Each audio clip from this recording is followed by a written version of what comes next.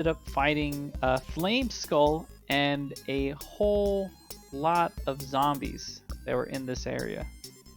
And you guys, if you want, you can look around to see what it is. I don't know how much of a description I gave. I know that I gave a description of a furnace and coal, but do you remember what this was, or do your characters know what this was? I think a water pump, I think it said it was. Or a generator. If you'd like, you can roll to see if you can understand what this mechanism is. Sure, let me pull up my thing. Yeah. I believe you explained it was like a furnace and it wouldn't run unless water was there. But... what am I rolling for? Like what, die? You can do investigation, or you can do history. Perception or... Okay, no perception. Okay, I'll do... Oh, I didn't roll very well in history. You can roll a different type. So if you haven't done history, you can do investigation as well. A little bit better.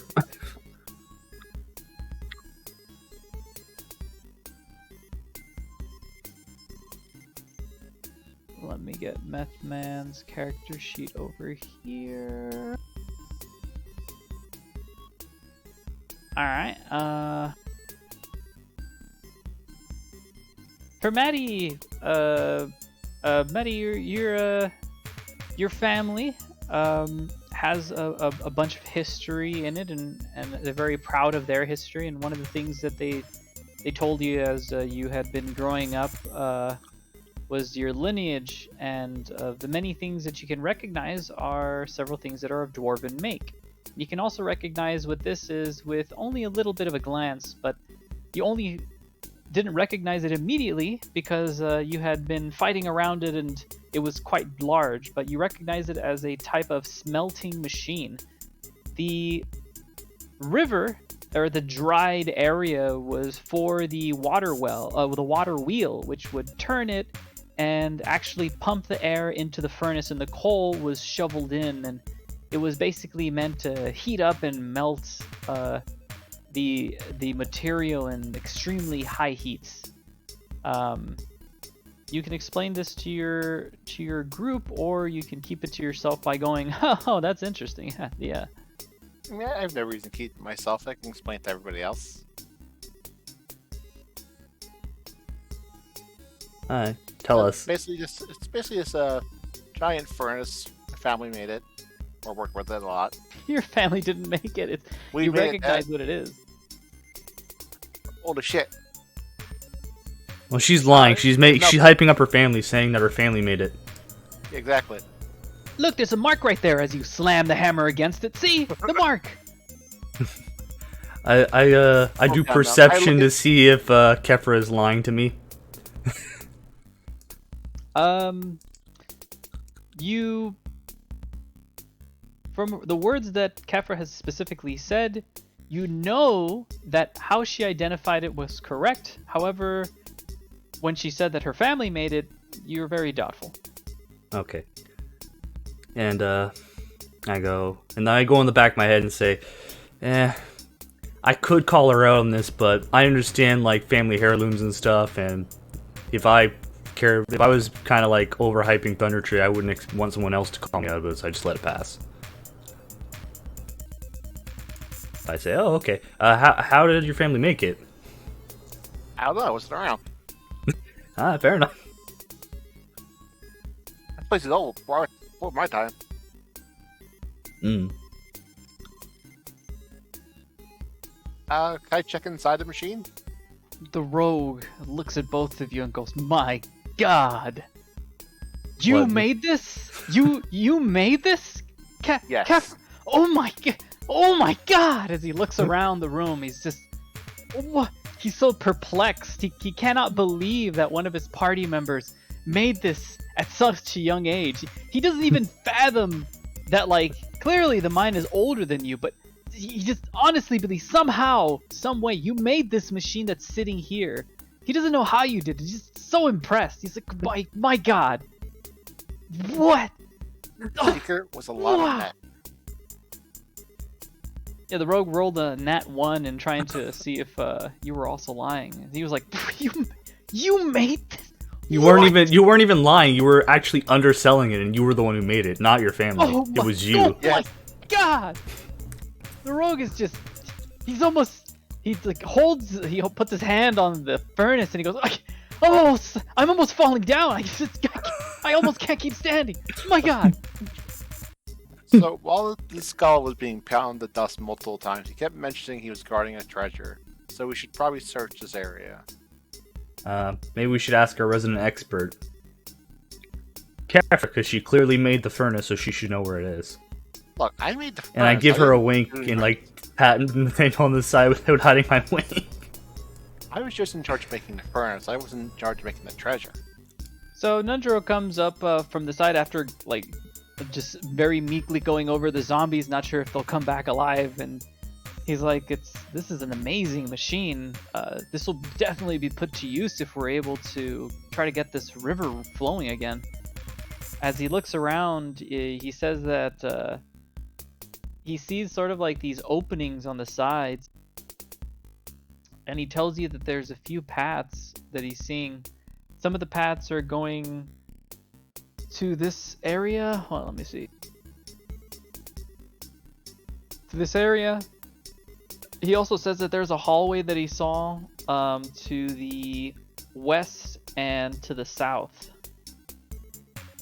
But at the same time, he just he looks at the machine and he's like, it's an amazing machine. That it was made so enormous means that they were working with a great amount of material. He can only wonder what type of material could be needing such a hot furnace to run. As he starts looking through it and starts like admiring it. I'm gonna roll perception at the riverbed to see if I see anything. At the riverbed? Like, you know how there's like a divot in the floor? Like, I make an assumption that this water came through here, but I'm trying to see if like there's anything I can tell from it, like if there's actually, I can get water back in it. Well, what you see is an opening underneath, right here, that is quite tight. You'd rather not have to go through it. However, you could tell that there's water channels that are several and porous, like slits. And you could tell that that if you probably worked with Nundro to break through, he could probably do it. I wave at Nundro. It would take quite a while. It would take quite a while, and he says that what might happen again is what happened last time, where he broke through a wall where monsters came because you were taking so long and you're making so much noise. Maybe we should go for it later then. Ask Kefra, like, it's your machine, Kefra, so what do you think? Should we go for it later? I think we should look around more obviously accessible areas first. Okay. Would I know that this area is on the other side of the locked door from earlier, or no? Roll perception. Yeah, you would understand because Nundro's been guiding you guys. He looks at the map and he tells you this is a room. He wasn't with you when you had passed through it, but he says that if you had gone through the other side, then it would make sense that this would be a room that you couldn't get into. Okay, I'm thinking, Meth Man, come over here and stop being amazed by my machine. Oh my god! As he steps through and he just looks at Nundro and goes, you don't understand how amazing this is? God! And he like just walks to the door. I go to Kefra. Why'd you make the skull defending it too attack you as well? He goes up to the door and just puts his ear and... I actually wanted to check down the stairs first, but that's works still. As he puts his ear against the door, he very quietly, he puts his hand over his mouth immediately to do the shush motion. And he walks towards you guys and he starts speaking very quietly. He says, Methman tells you that 100% I can hear several people whispering in the back. They're saying that once you come through the door, they're going to pounce whoever it is that's on the other side. But they're worried. Some of them are bickering amongst themselves, asking whether or not it's the zombies or whether or not someone was finally able to kill the flame skull. And some of the conversations in there are like, will they be able to to kill but it's a mixture. And he says those are the basic words. However, the majority of it is mixed between common and goblin. So he doesn't know whatever it is there speaks goblin. I look He at heard at least 3 distinct voices, but he wouldn't be surprised if there was more. I look at Kefra and Nathaniel and say, we have that thing that the Dark Elf gave us. We could kind of lie about it, or we could just go in guns blazing.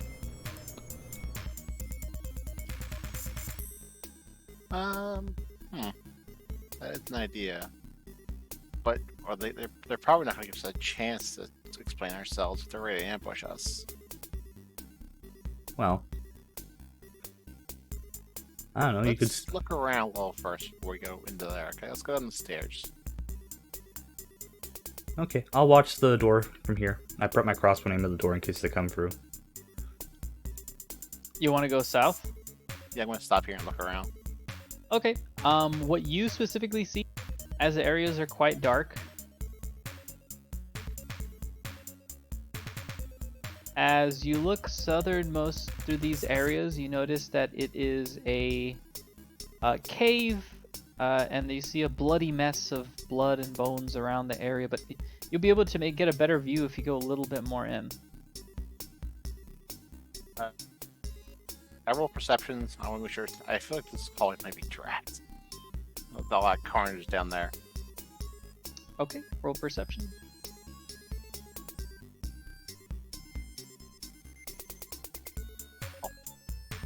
You look throughout the cave, and other than the clearly dead bodies, you notice a bit of a cave. It's a steep, and you look around, and let me just show you what you see around the area if you were to have stepped a little bit further in.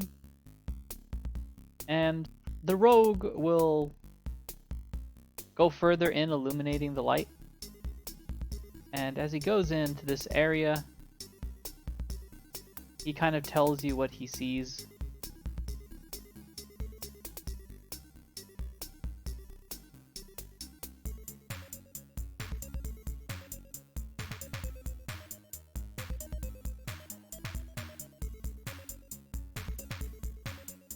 And what the rogue sees as he's illuminating these areas, he sees steep escarpments divide this large cavern into 3 sections, high ledges at either end, and a lower section in the middle. Carved stone stairs climb up to the ledges. 2 large tables stand in the middle section, along with a pair of old braziers. A small table stands in the eastern ledge. The skeletal remains of dozens of dead warriors, dwarves, gnomes, orcs, and ogres attest to the fierceness of the fighting that took place here long ago.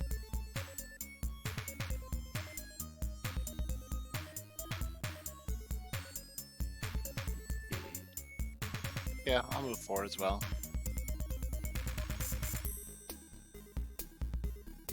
There's a hell of a battle or something happened here. As the rogue looks around, he starts stepping through, and Kefra, as you start walking, your plate mail is quite noisy, and the light. I'm assuming that you turn on any light or no? Because the rogue has a torch. Okay, so the rogue has a torch up. He's illuminating certain parts, and he's illuminated certain parts of this cave, and he looks around. And as you're walking through, you're making quite a lot of noise, just with your armor of you just walking around. And as you do, you suddenly hear noises of these deathly moans and groans coming in from the western side. And as you do, you notice that a large group of ghouls have appeared and started walking towards you.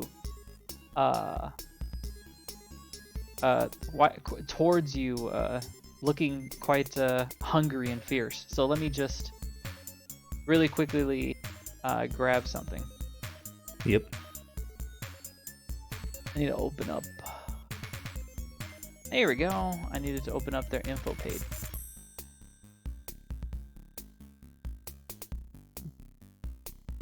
Del, can I ask a meta question that I don't want to be annoying about it? So, is it worthwhile to open up all the tunnel outdoors, like for actual loot or no? I don't want to waste. Absolutely. Okay, so it is worthwhile. No, not to explore each room, but like you know how like this cave opens to this cave. So Is it there worth are digging? obviously going to be some duds, obviously, but the loot that you can find in this cave is amazing. No, I get that, but I'm asking about.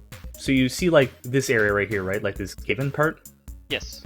Is it worthwhile to dig to here for loot? No. Okay, that was the question. I didn't want to. Let me Want to just be like. say it this way, if you were to have tried to dig through, it would take you days, and in those days, you would fight probably 4 or 5 encounters. So it's much easier for you to just walk around. Yeah, there is potential in it if you had enough people, maybe for stuff. It's like, You could try. I mean, No. I mean, it would take too long. Like I didn't want to meta it because like I didn't want to be like that person. Like, oh, we gotta search everywhere, right? You know what I mean? Yeah, but there's nothing in between those areas. In honesty, if there is something, then usually I'll just put a hint out. Yeah, that's all the reason why I'm asking. Because I didn't want to be like that guy. You know what I mean? Mm. But I do want like more gear for Thunder Tree because I assume Thunder Tree is gonna be a bit bullshit too. Let me look at something real quick. While you're looking for that, I have not really a meta question, more of a lore question. If I didn't take that book way back in the castle and gave it to Gundren, would he not know as much? You wouldn't know what specifically was there. He wouldn't be able to identify anything. If you show Gundren or Nundro items that you're not familiar with after you guys fail to identify it, they'll be able to look at the book and be like, yeah, this is a treasure that's mentioned in this book. Yeah, it'll take more time. But if you don't know what it is, you're going to have to just put it on, and when something activates, I'll just let you know what happens. Yeah. Oh, that's why. I was just curious if that book was actually for anything, or is that Yes, just- Yes, it's- the book is an encyclopedia. Everything in the game you can find has a use. If not just for selling it. Okay, I was just curious if that actually affected anything. Yeah, the boost you guys knew, but you wouldn't have known about the ogre strength thing, ogre ring or whatever. Okay.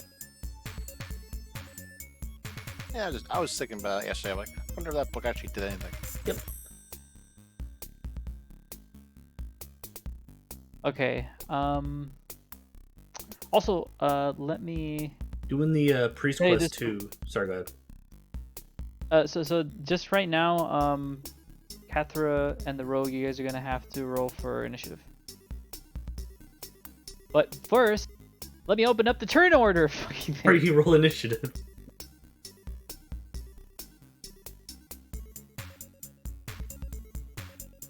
And at this moment, Kosef and Nundro do not know what's going on, as you guys are gone in and it's quite dark, and you're not really able to see too much other than the lights that's dimly lighting up from a distance for the Can rogue. I see 33 in front of Kefra or no? Or is just the rogue? You see the rogue, and you see some like plate armor. Okay. Kethra clearly sees the ghouls are there. The rogue is able to see things Oh yeah, there. they're over there. I However, can't he's see not them. able to see them clearly. Yeah. Also, I'm not Um, looking. I'm looking at the door so we don't get flanked. So I'm Yeah, not but fully don't paying worry. I'll attention. let you know if you're able to see and roll initiative. Yep. Sounds good. I call for the meth man. Get over here. Oh, you gotta wait. You gotta wait. I know. And, yeah, it's not even your Uh, turn. It's technically Metman's turn. I know. I did tell you what I was going to do, so that is your fault for going in too far without telling me to split targets. I didn't think there'd be a bunch of zombies in here. Why? It's been consistently zombies in here. It's a These aren't fair zombies. point. Well, Okay, ghouls. they're- it's whatever ghouls. they are, they're They're undead ghouls. monstrosities. Now hold Maddie's on. racist. She hates all undead. She just calls them Yes. monstrosities. They are Yes. abysmal beings. They are not monstrosities. Okay. Language matters. in I'm D&D. sorry for offending you, 4, 5, abyssal 6, 7. beings. 1, 2, 3, 4. The abyssal being is upset and gets +4 attack for enraged. Shut up. Oh wow, one of them rolled a straight up 22. What the heck? I sure You hope guys are these gonna- things are slow as You guys are fuck. gonna fuck you up. Just wait. Let's see. So this should be it for now. Yeah. Also know that as soon as you guys roll, you will be rolling for initiative. Like Kosef, you'll be rolling, and you'll be at the end. And that's how you'll squeeze in. You don't suddenly jump in line to whoever's initiative. So, right now it will be the first ghoul. As he does, he starts walking forward, and he's like, "Oh!" He starts saying in dwarven, brains. And as he does, he moves forward. That's pretty fast. How much is it a drop, by the way? He moves all the way over here. What? Like, here's the question: does he have to go for the staircase, or can he drop down? He can drop, but then he's gonna have to stand up. Oh no, I just was curious, like the distance. He's not that very smart. He's kind of like, he's just dangerous if he bites you. I didn't know if he was dumb enough to just go off a ledge because they're like stupid. No. So you have to understand that some of these guys, they were alive previously, so they kind of keep whatever things they normally did. So if they were alive and they were morons and they jumped off the ledges, they would do that. But while they were alive, they always used the staircase, so that's what they're gonna use. Okay, so they're not like full undead, like stupid brains. They're not full on retarded, Tater. Well, some of them can be though. Yeah, I think if one of them has like a brain injury and is missing part of their brain, I don't fully blame them for not being very smart. He never used that part of his brain, Tater. That was his loving side that didn't want brains. Next is gonna be this one. This ghoul is gonna be like, let's see. They're so hungry. You hear them talking amongst themselves that there's food. How loud is it? They're yelling or they're talking? They're just whispering. Because some of them can talk and some of them can't, as some of their flesh is kind of like turned off, and they're not really dead. They're just beings that are quite ancient, that are pretty much evil, that have sustained themselves off of eating flesh. I'm just trying to see loud enough so I can hear them. If they're quiet, I can't hear them. They're whispering. They're not too loud. After a bit, I'm sure one of them will say something. Yeah.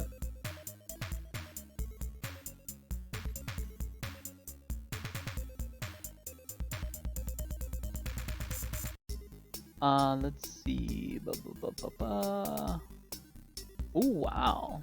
Okay, so that's that. If the target...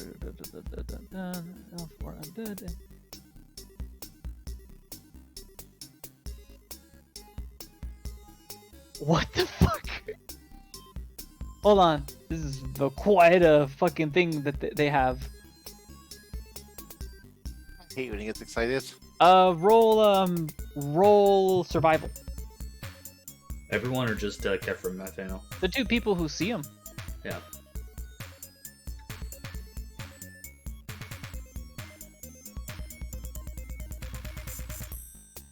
Meth-Man looks at them. He looks at them and he's like, holy shit, I don't know what they are, but they look ugly. I bet I could stab them to death. Maddie, you look at them and you're like, those are monsters, they're undead, but you're not sure. You're worried a little bit about them, but as far as you could tell, they're ghouls and you have to kill them. As long as you crush them, it shouldn't be an issue. Okay. Now the rogue is gonna come up and he's gonna be like, I got this. And he's going to...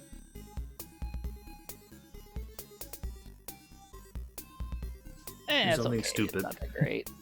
Let's see. So the rogue decides that he is going to sneak up on one of them, and he's going to very quickly, attack it. He hides behind this pyre, basically this campfire type thing. And as he's there, let's see.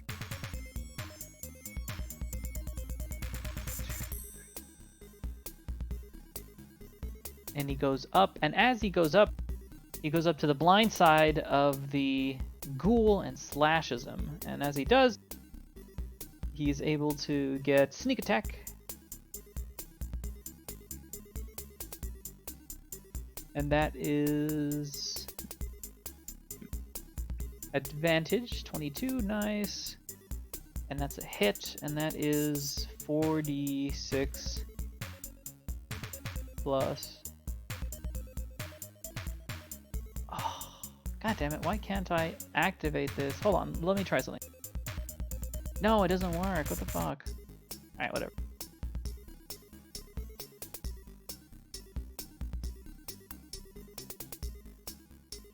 $46 plus 4, that's not that good. 46 plus 4. Those are such shit rolls. Holy crap. 46 Wow. plus 4. Okay, as he does, he slashes at this ghoul. Or he doesn't know it's a ghoul, he just knows it's an undead. And that is 13 damage.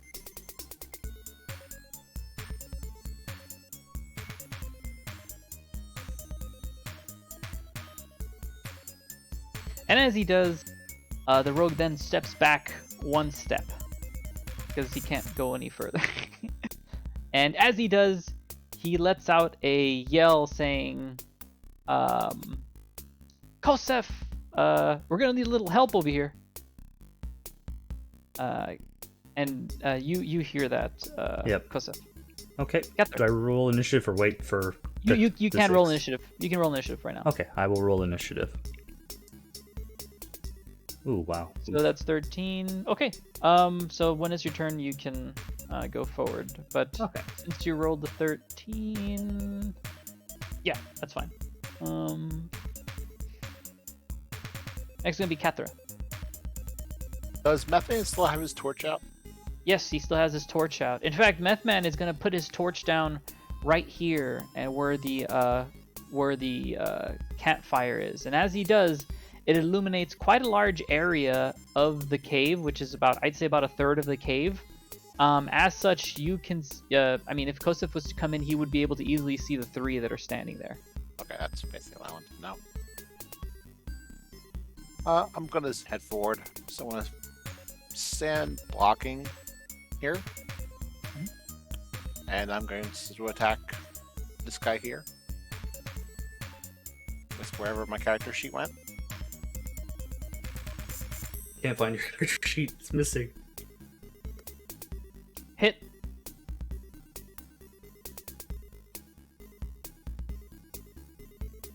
Seven damage.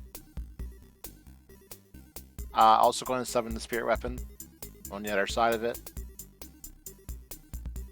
Okay. Right here. Can the spirit weapon block cause attack of opportunity if someone goes by him? No. I don't Oh. think so.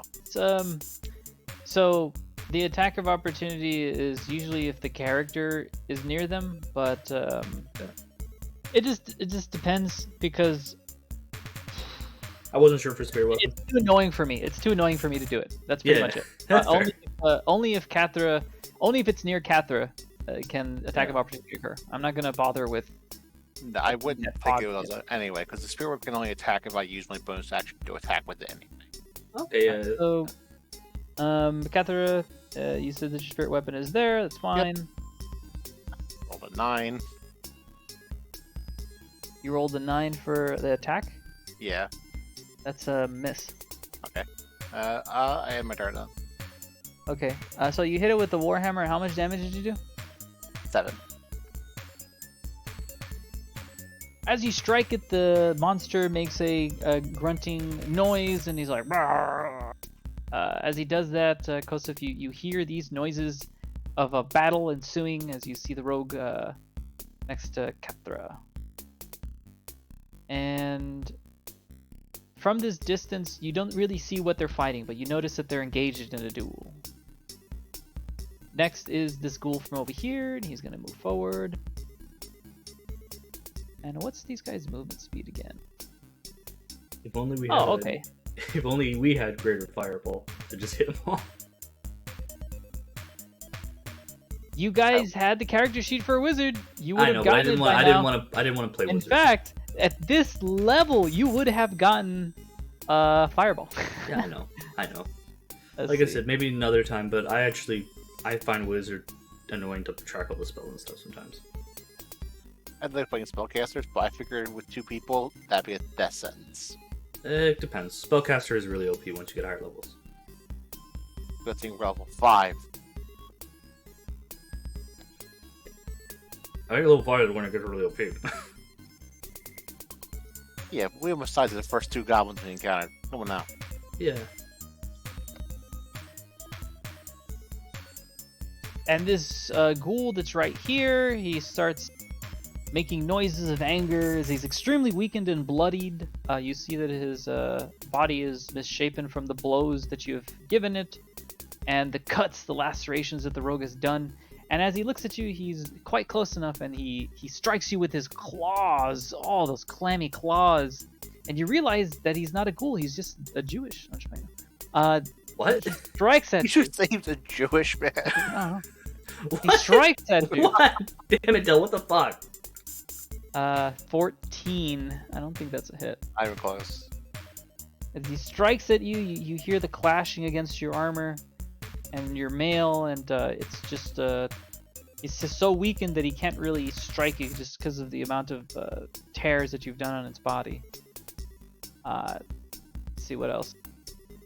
And the next ghoul that's there, he moves forward.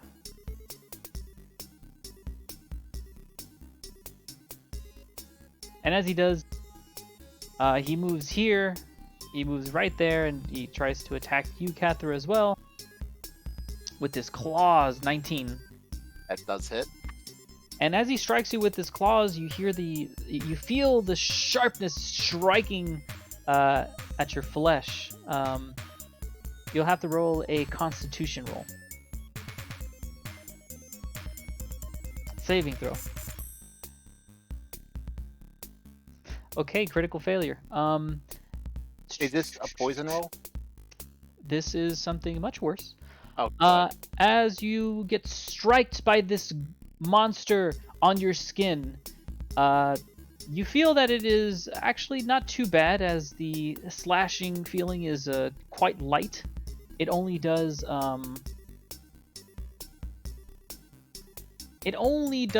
5 damage to you.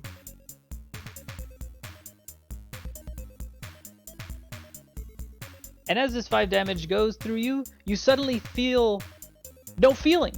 You cannot move. Currently, you are paralyzed.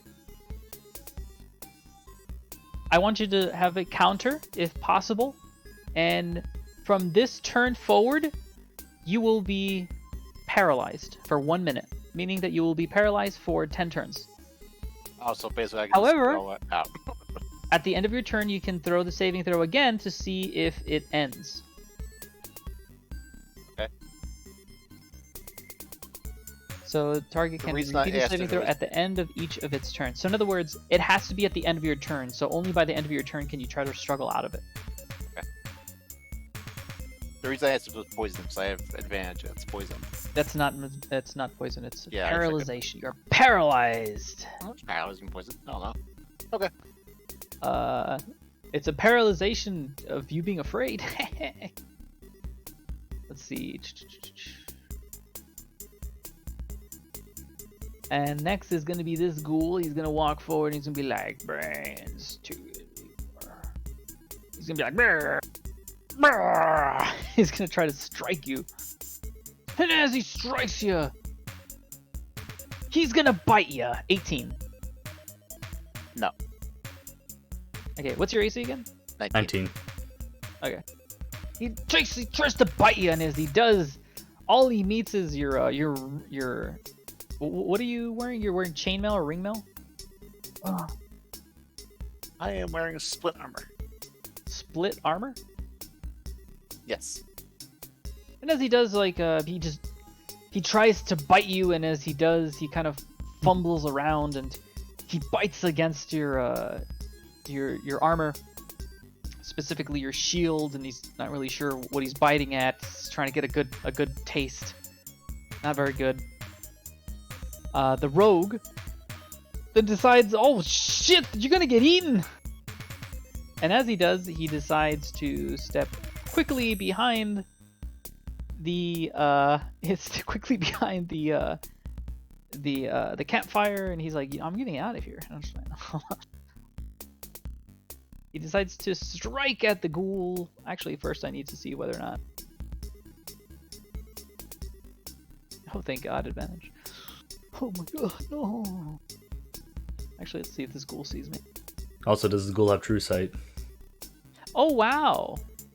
Okay, well, no, that's the thing. I technically rolled a nat 1. But if you have advantage, I think it counters it, doesn't it? I don't have advantage until I roll this. Usually I roll it like on the side, but usually I don't fail it. The rogue then decides I'm gonna hide behind this thing, and he steps behind it, and like he just falls a little bit, and he kind of like hits the giant rusty the rusty fucking firewood, and like he makes big noises, and he's like, oh shit. Then he's like, oh shit, and he just runs forward, and he tries to strike the ghoul that's in front of him, but the ghoul is like and as he does, he strikes at the ghoul, but unfortunately the ghoul just he just kind of like he kind of moves a little bit, and the rogue kind of slips and strikes in the air, and he's like, oh shit. And then he tries to hide behind the colander. Let's see if these guys see him real quick. No, they don't see him. Okay, good. Alright. Next is Kosef. Okay, I have line of sight on the ghoul. I can just shoot from here. Okay. So, I have my crossbow already out because I was aiming at the door, so I turn and I fire. And oof. Do they see me? Do I get advantage on that because I have height too? Or no? He doesn't know I'm there, technically. Roll a nat 1, Tater. I'm trying to fight for the second roll, you know that. These You are missed. some amazing rolls. You shoot your crossbow and you're like, oh, I'm gonna get this guy, and you let it flip, and you see it go into the distance, and it goes flickering. However, there are 2 targets that are clearly in your path. Roll to see if you hit the rogue. Hold on, there's not. The angle, there's no way. You missed very badly. Yes, I know that. I'm nearby. Roll to see if you hit the rogue.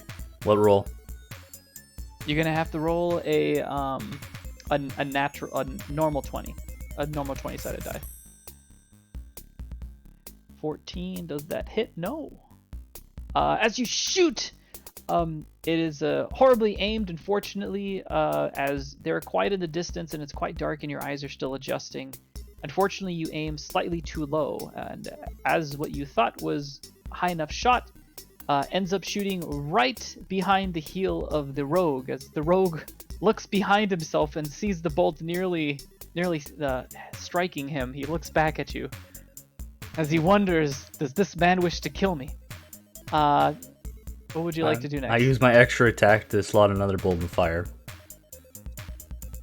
You then look straight at the rogue. You say, that was not an error.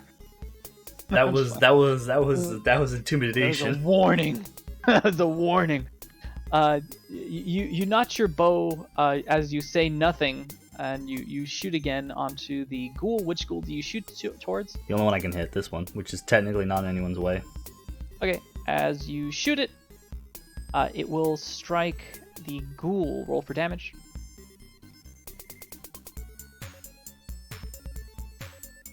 That's 5 damage. 5, alright.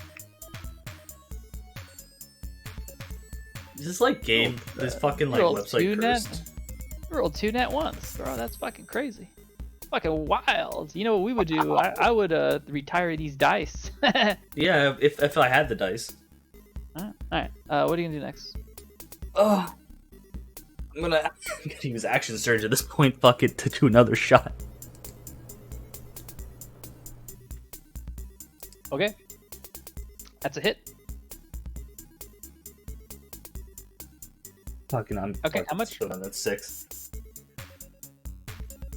That's a 1-1-2. You take out your 3rd bolt as you feel a surge of energy go into you, as you feel frustrated the first shot missed. And finally you shoot again, striking the monster right in its spine, as you see the monster start to his body starts becoming a bit more slack as you feel that you might have stricken something that the monster may not be able to recover from immediately. What will you do next? Will you move or will you stay there? No, I don't move. I end my turn. I can't move.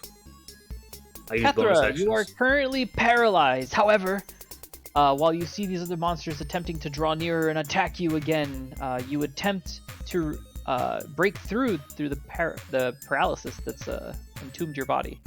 Roll for Constitution. You break free. You feel that you force your body to move as finally you're able to make movement. However, your body is still quite stiff, as you'll need about a few seconds in order to fully move again. Okay. I guess I can't do anything though. So. Your body can't, but if I remember correctly, your hammer, whatever the fuck the spiritual weapon is, free-bodied, Yep, and you're that's just bonus. controlling it using your magic. Okay. Yeah. I'm gonna attack the one. Ah shit! Which one was it? This It one. was one of them. Which one are you gonna get? Are you gonna get the one that's almost dead? Oh, Yeah, Say, that one. okay, go over it. I'm sure you can figure out which one I was shooting at. That's a hit.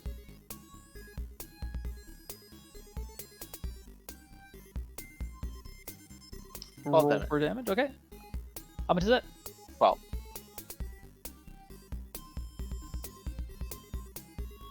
As the ghoul is attempting to attack again, he begins pushing forward as he's going to bite you, trying to paralyze you again. However, your spiritual hammer slams into this monster's head. As it does, you hear a large crunching sound of the hammer smashing the skull. This monster is on the ground, bleeding out. Okay, as you're not able to do anything else, I'm going to be moving up to the next monster. The next monster moves up. I'll be right back. I have delivery outside. Okay, no worries. So, as this ghoul does, he attempts to bite Kathra, and let's see if he hits. No, he misses. Next ghoul. School's gonna go 1, 2, 3, 4, 5, 6 here. Next school is gonna go here. 1, 2, 3, 4, 5, 6. Next school. 1, 2, 3, 4, 5, 6. Next school. This school right here is dead, so let me just remove him.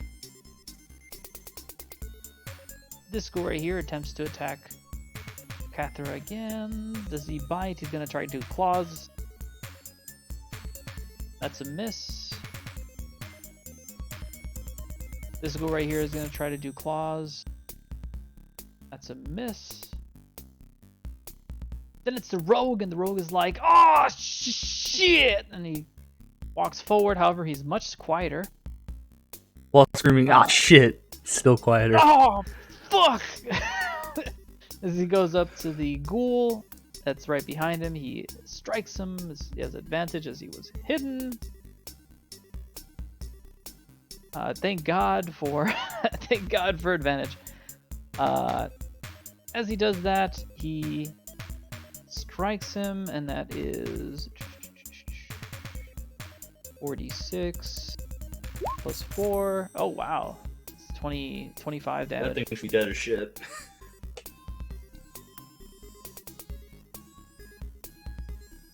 Everything's looking up, Millhouse. As the rogue strikes the monster that's currently from behind, he swings his longsword so quickly that it cuts the head off of. It beheads the ghoul so quickly that the ghoul almost tries to move, but can't seem to move as he's somewhat paralyzed. And the rogue quickly hides behind the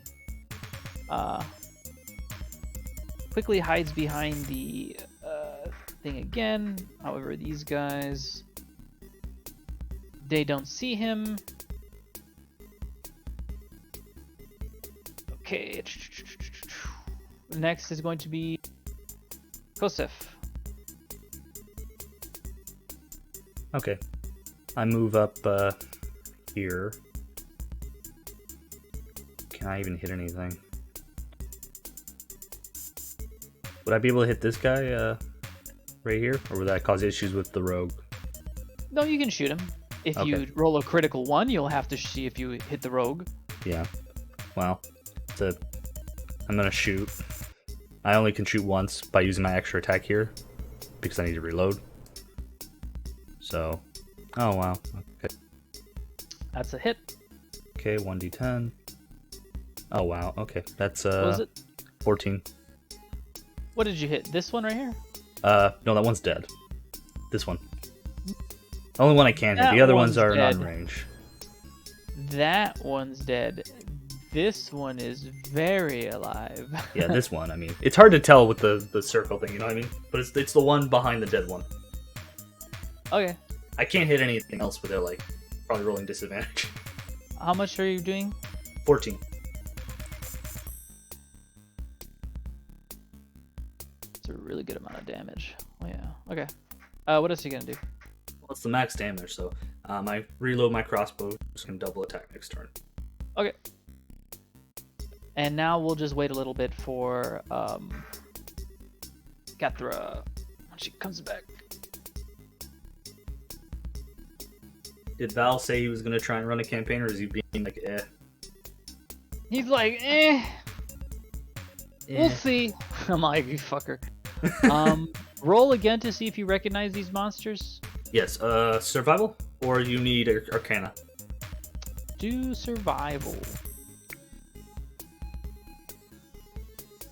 Oh, that's quite good. I can give you Especially quite a with bit of both. history on them. As you know, these are ghouls. They usually roam the night in packs. They're driven by insatiable hunger for humanoid flesh. Yes. You know them as being devourers of flesh. Like maggots or carrion beetles, ghouls thrive in places rank with decay and death. The ghouls hunt a place where it can gorge on dead flesh and decomposing organs. It can't feed on the dead. It pursues only living creatures and attempts to make corpses of them. Though they gain no nourishment from the corpses they devour, ghouls are driven by an unending hunger that compels them to consume. A ghoul, undead flesh, never rots, and this monster can persist in a crypt or tombed for untold ages without feeding. However, they will be quite hungry during that time. Now, they do have abyssal origins. You can trace their origins all the way to the abyss. Dorsane, the first of their kind, was an elf worshipper of Orcus. Turning against his own people, he feasted on humanoid flesh to honor the demon prince of the undead. As a reward for his service, Orcus transformed Dorsane into the first ghoul.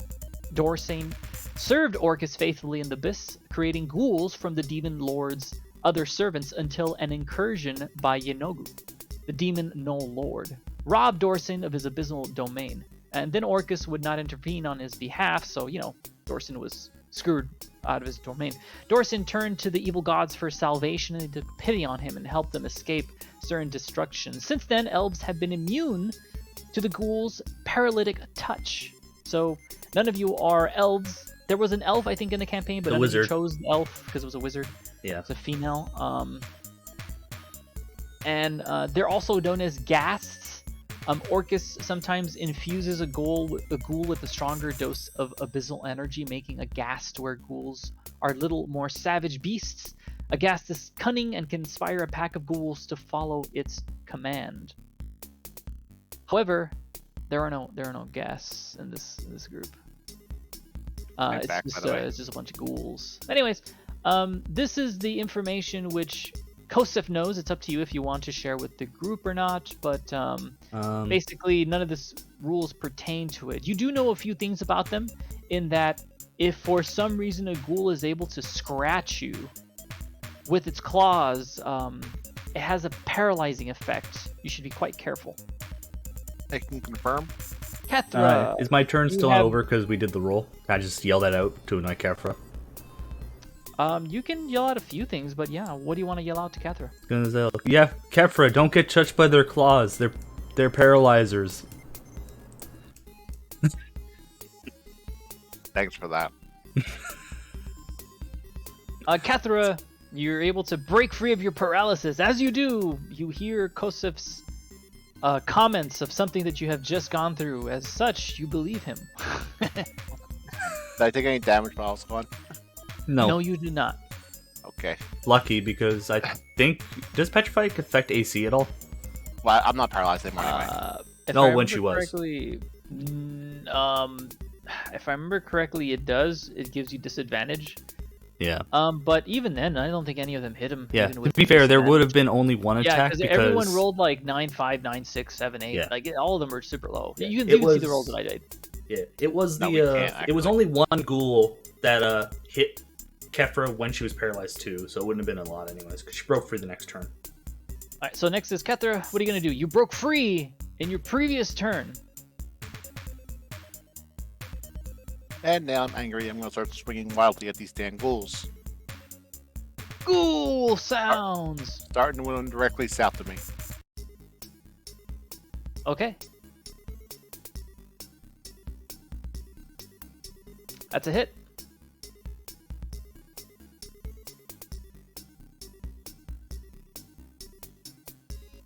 Only, please, thank you. Yeah, we don't see any rolls 13. except our own for that type of stuff, by the way, too, Del. For attacks and stuff. For attacks, you don't see what? We don't see the We don't attack see your rolls. attack We rolls. just trust. We have to trust you when you say we got hit or not. Oh, okay. Well, I mean, yeah, I'm the DM. Ugh. What is your... What did you hit? The ones directly south of you? Yes, for 13. 13?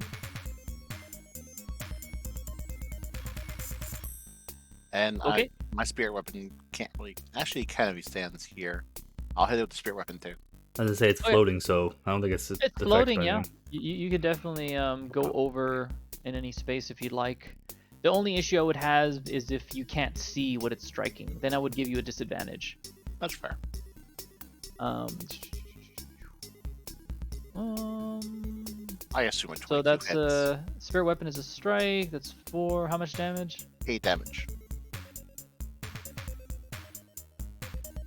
As you strike the ghoul with your hammer, you see it like kind of hunchback as it starts like vomiting the old bile that was in its stomach, and as it's trying to get up and scratch at you again, the mystic hammer slams against its shoulder, almost tearing off its arm. The ghoul then has like an arm kind of like broken on its side and trying to reach for you. What else do you do? That is all. Next will be one of these ghouls. The ghoul's gonna be like, ghoul noises as he goes behind you and he tries to strike you. As he tries to claw you. Tries to get into your supple skin. However, even with advantage, he fails. He's like, "Arr." Next is another ghoul. This ghoul, he goes to your side and he's like, wait, hold on, let me move this fucker. He's like, he moves over to you and he's like, he's gonna try to bite you again. No, he's not gonna try to bite you. He's gonna try to claw you. He's gonna try to claw you. He wants to get that supple paralyzation poison on you, and he does. He doesn't have advantage, unfortunately. No, he doesn't. He fails. He claws at you, and he goes like, and he just starts scratching your mail as all these guys are making these hungry noises. They're just trying to bite at you, but they're just biting your armor. It feels very uncomfortable, you know? I bet it does. They must wish they had a can opener. One of these ghouls, they go up to the side and he's all like, I want to eat! Oh god, let me in! As he tries to claw at you again. No, as he tries to claw you, he actually misses you completely and starts clawing at the ground. You're like, what a fool! Is the He's ground looking- paralyzed? The ground is his enemy. This ghoul says Hold on. like he can't really do anything, so he's just gonna like. I rolled a Constitution roll for the ground. Yeah. This ghoul, he attempts to attack you, and he's right here, and he's like, "I'm gonna claw you." He's like, "Claw to meet you!" Ha! He tries to claw you, but he just scratches your armor. And then it's that guy's dead. That guy's still alive, barely alive. He has advantage. He's gonna try to claw you. He's like, "Claw! It's clawbin' time!" As he tries to claw you, and again, these guys keep trying to claw you, and you just hear scratches all around your armor, just screech, screech, screech. All these guys trying to cut you and get at you, but you're wearing your armor is protecting you quite well. You're quite thankful of the amount that you have on. Then it's the rogue, and the rogue's like, "Oh shit!" He just walks up to this guy behind him, and he's like, damn it, rogue. He's like, it's Morbin time. Completely fucks my ability to flank at all. God damn it, you fucking rogue. As he tries to, he just stabs at this guy, and it's like my only flank position. He goes a little easy one for him. Advantage, and as he does, he strikes at it with 46 plus 4. It's 22.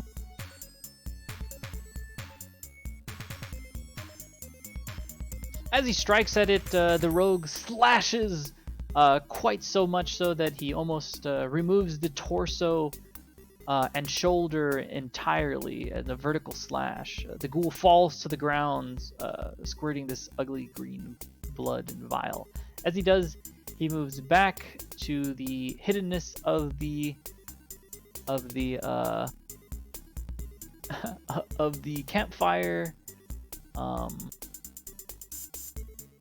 Oh, come on. You rolling that one for stealth again? Yeah, I did. I can't succeed in those because my stealth always beats these guys. So as long as I don't roll a 1, I'll always hide. But I rolled a run twice. Like, it doesn't make any sense. I just can't roll a 1, and I've rolled it literally out of my 4 rolls. I've rolled it twice. It statistically doesn't make any sense.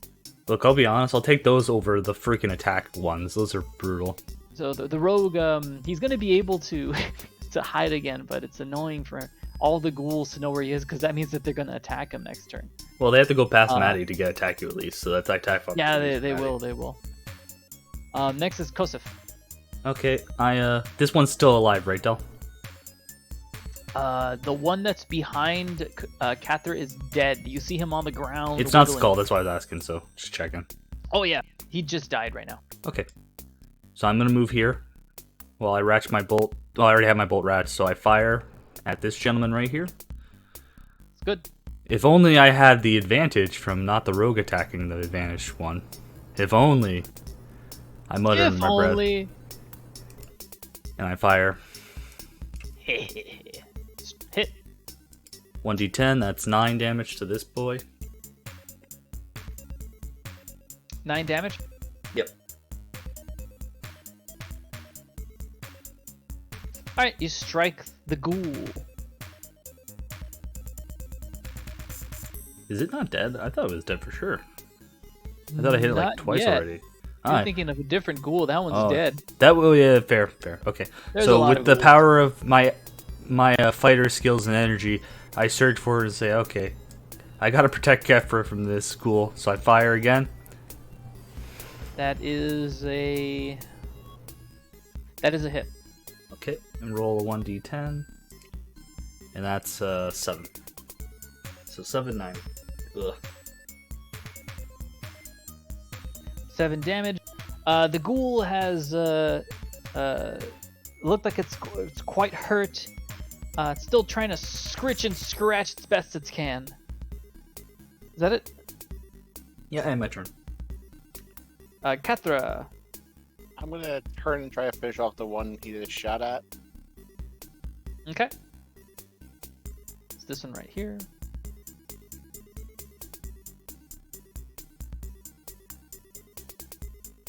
That's a hit. At 9 damage.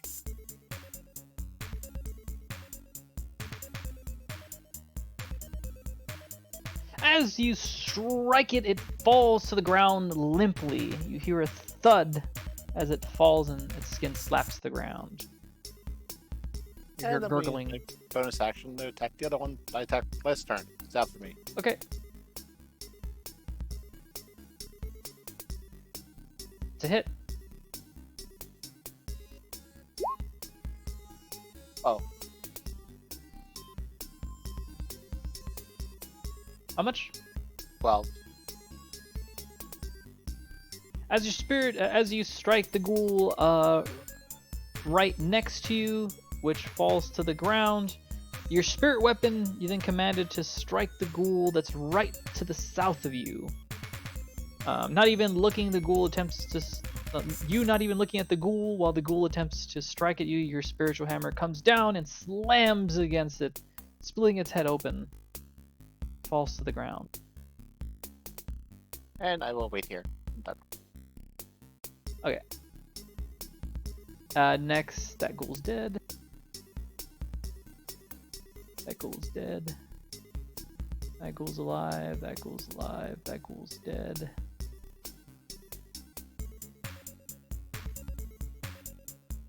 Alright, only 2 ghouls up. And this ghoul right here, he's like, ah! He starts moving up and he sees the rogue and he moves up in front of the rogue.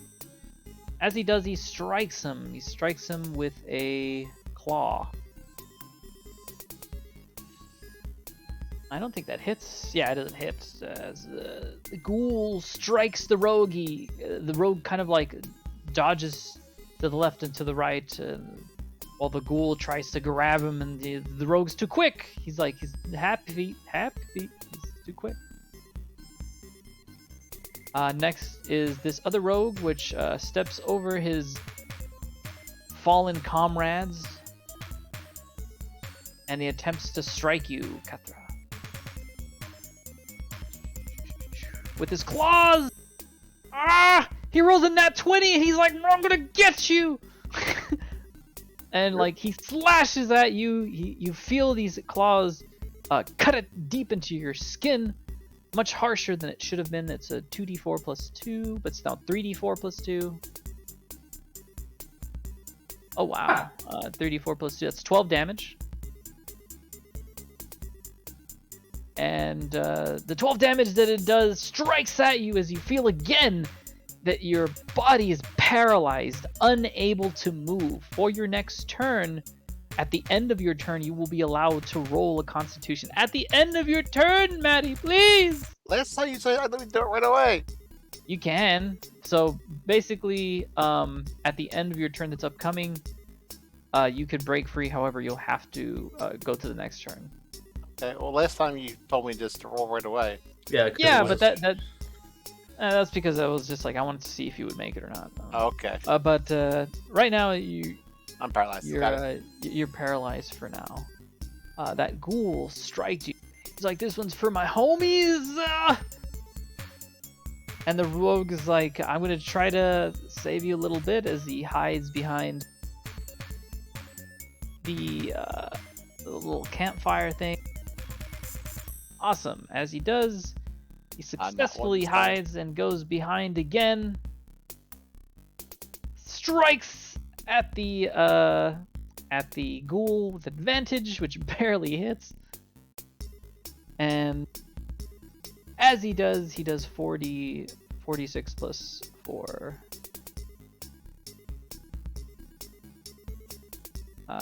16.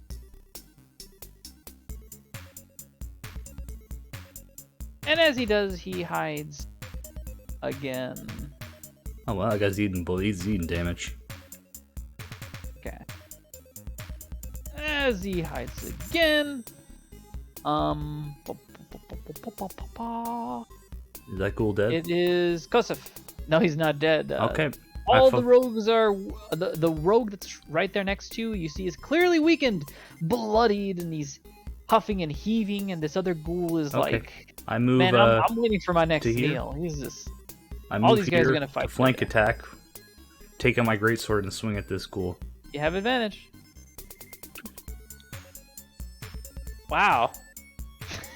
Those are terrible rolls, Tater. Why did you roll that? You lift up your great sword and you're like, I have the power. You strike it down, but unfortunately you had missed. Would you like to strike again? I swing with my great sword and Oh, extra wow. attack, What the swing fuck? upwards. That is I only get horrible. +2 on the great sword. With advantage. That's insane. You rolled literally 4 times. Yep. As you roll, you barely missed. As you roll, you had barely missed, and you're like, oh. I should have my just shot God. because I get +8 on my crossbow. The rogue, he's like, he notices you were right behind him, and he just slightly sidesteps, and you're just like, that doesn't make any sense. Ghoul, how would you be allowed to move that way? And the ghoul shrugs his shoulder. I don't know. Did you do anything else? No, I yell at Kefra and say, Kefra, I thought I told you to not get paralyzed. I have my turn. Kethra, you feel the effects of the paralysis go through your body. However, again, due to the force of your sheer brute strength, you decide to move your body again. However, it is slightly numb from the previous time that you had gotten paralyzed. However, you'll have to wait till your next turn to act. However, your spirit weapon is still available for you. I'm going to try to kill the one they failed to kill. Okay. Being this one, The one that's slightly north of you, or the one that's slightly south of you? north. Okay. Strike advantage. Okay, hit. 9 damage.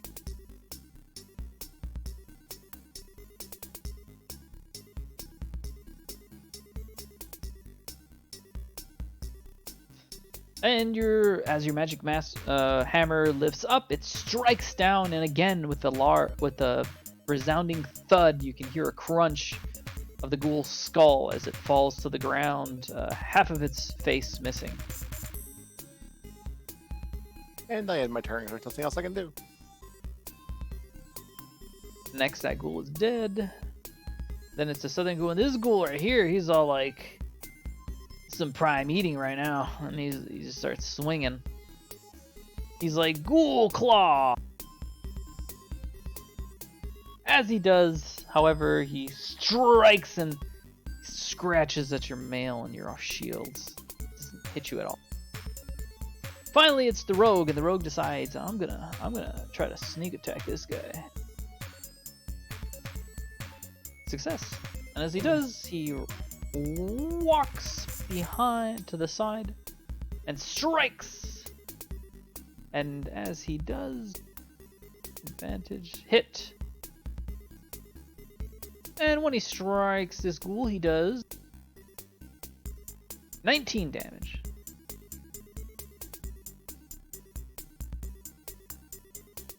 As he slashes at the ghoul then you see that the slashes were specifically marked towards the legs and arms of the ghoul, making the ghoul to be less of a threat. However, he had not fallen near to death, however.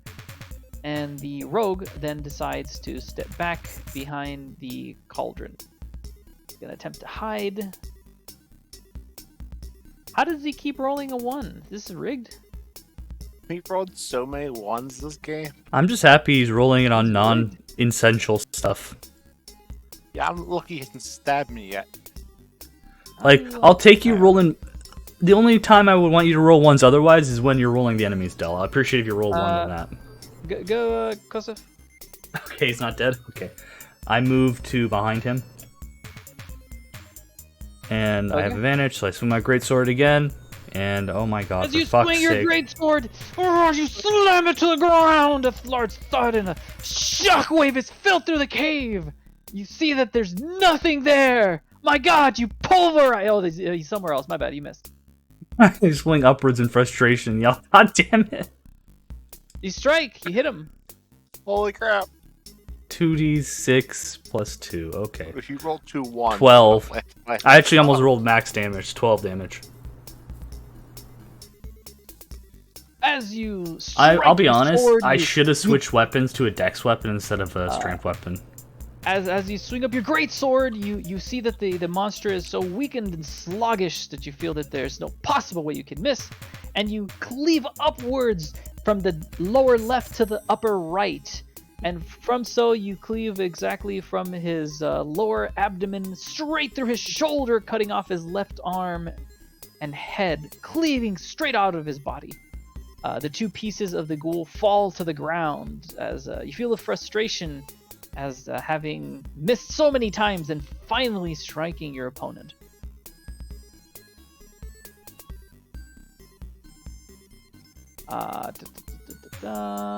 And that should be it. You have cleared this specific room. As you're here in this dungeon, in this area, you notice that it is a room. And Tater, I don't know if do you remember the explanation of what this room was? Off the top of my head, no. So, this room was the area of a large battle that took place. You see orcs, dwarves, elves, humans, all littered throughout the ground and armor. Oh, that I heard, sorry. There was a great fight. Now, as you're here in this area, it looks like a giant cavern. There seems to be a table up on top and two large tables at the bottom, and there seems to be entrances to different areas. As you can see, there is some to the west, and there is some to the south. And there's two entrances going to the southern area, and there is one entrance that you saw previously from this area. Okay. Is there any loot that they have while they're dead that we should add or no? The armor and weapons are so old that unfortunately, even if you were to take them back, you see none of them are, although all of them are of great craftsmanship, they are just too old and too weathered to be serviceable. They are no better than wielding hunks of metal, such as sticks. Okay. They're just not that useful. I asked Nathaniel to light up the torch over there, so we have more room to see.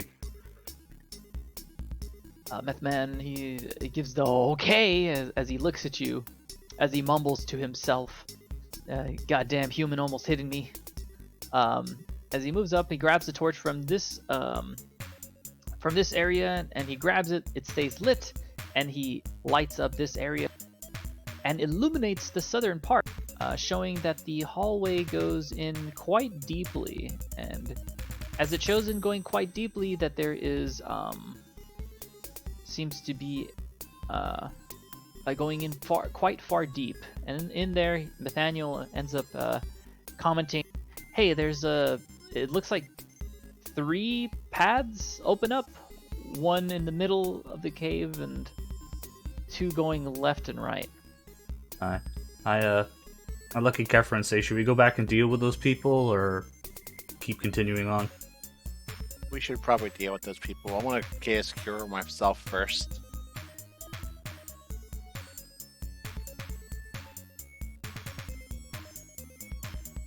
Nundro decides that he's gonna stay on the side right here. He's worried. He's told that there's someone on the other side of that door, so he's just gonna keep looking at it.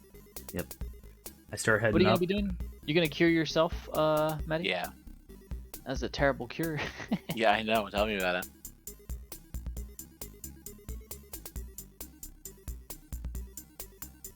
I aim my crossbow at the I door. have an idea. And I assume Meth Man's coming with us. I know it's a pain in the ass for you. Okay, come up here. Yeah, Meth Man comes up. And as you two are coming up at the door, as you're there, hold on, Catherine, go back. As you two are coming back up, talking about what had just occurred in the large fight you have gone through, the door finally opens, and as it opens, a bugbear comes out. Are you gonna... I was aiming at the door, should I... Am I allowed to take Absolutely, the you're shot? aiming at the door. As the bugbear comes out, he starts saying something in a very brusque goblin language. As you cannot understand it, you can only hear it as sounding menacing. Okay.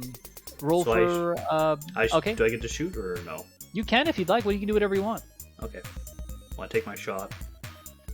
And miss horribly. Okay, let me grab the. Let me grab the bugbear's sheet. What I remember from it, it doesn't hit.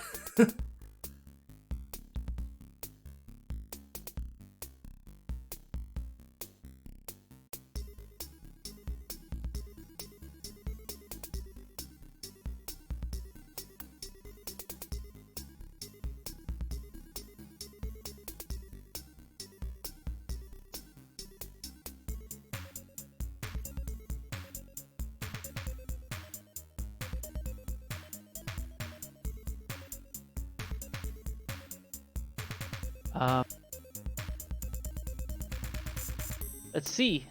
It does not hit. As it does not hit, you see another bugbear behind that room, and the bugbear comes out again, yelling. You can shoot again if you'd like, and the other bugbear steps out as you start seeing the other bugbears ready their weapons. I shoot, crit nat 20. Okay. As you finally notice, as you're shooting your bolt, the bugbear had no weapons. He was just holding up his arms, and the other one was drawing his weapon. This one was unarmed. You shot it again. That's critical. Okay, so I shoot this one even though I see it has no weapons and it has its hands up, but I see this guy with his weapon out. Yeah, you shot again. I was trying to explain it to you, but you just kept Sorry, shooting. like, I was prepped to shoot the door, so, like... No, you shot the door, and then you missed, and then you noticed that there was no, initiative, and then you shot again! To be fair, no, sorry, I thought you were saying I could extra attack on my initiative, that's why I got confused. He speaks menacingly! Goblin is menacing, how it sounds. Anyways, you shot at it, roll for damage, make sure to add an extra damage die roll. God damn it. That's 18. So you rolled 2, so 18?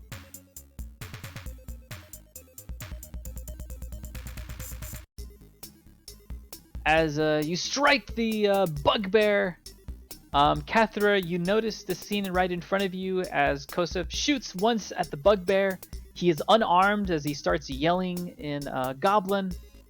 And Nundro is there, perplexed with a confused look on his face. And then the bugbear behind him. You see this little play come out where the bugbear behind him draws his club and starts yelling at the other bugbear, says something in Goblin as he starts walking forward again, and then Kosef just shoots his bolt again, striking him right in the shoulder as the bugbear gets on his knees, and he lets out an exasperated breath of a sigh, and then he takes out his club. I wish I could speak Goblin.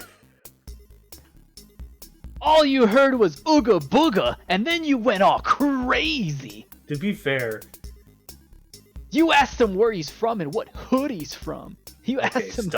Stop. Stop. The bugbear comes out. He lets out an exasperated sigh as he takes out his club. It lets out a roar, and roll for initiative.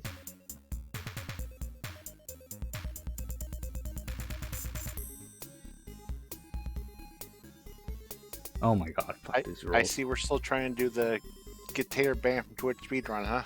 Yep. You can't forget that look, he went with the Jew comment too to start with. Not everything is a battle. You can try to not fight. To be fair, every now and then. I went to shoot and I forgot that I can't extra attack on like a prep turn, so I thought you were saying I could attack again. That's what I thought you were explaining.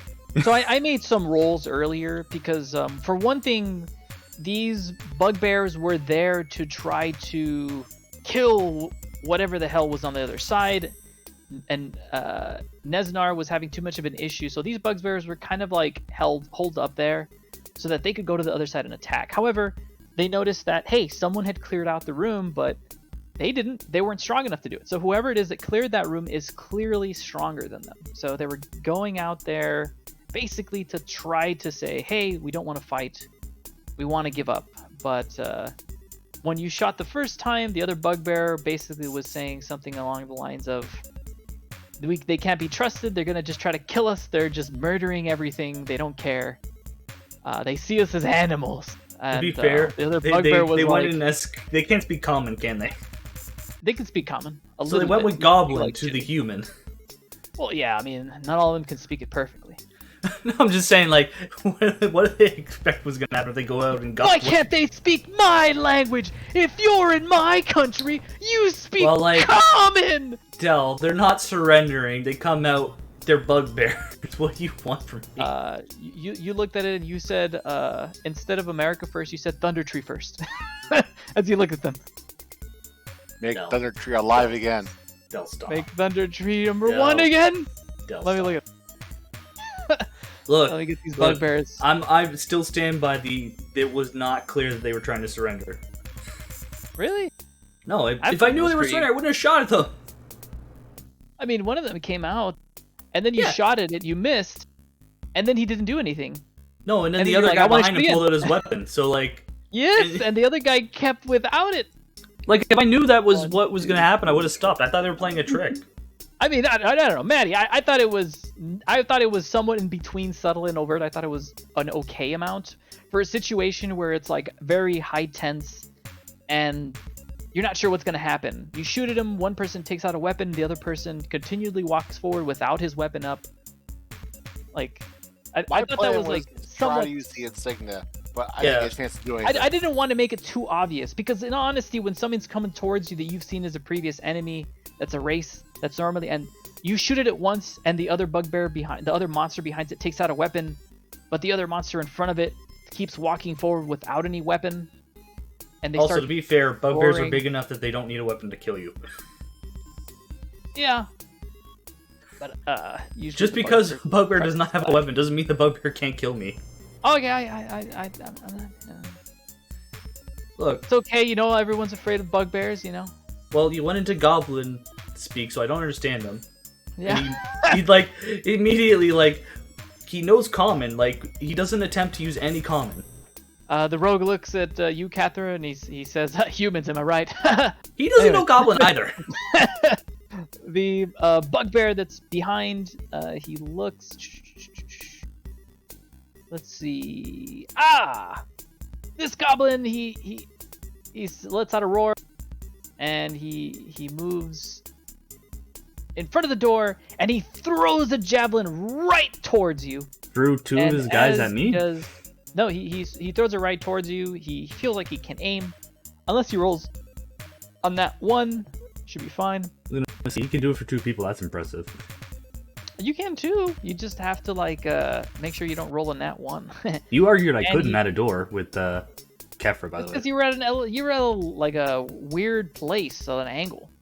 No, it was like above, so I had an even better angle. And you still said I shouldn't do it. I remember this conversation. To the two. All right.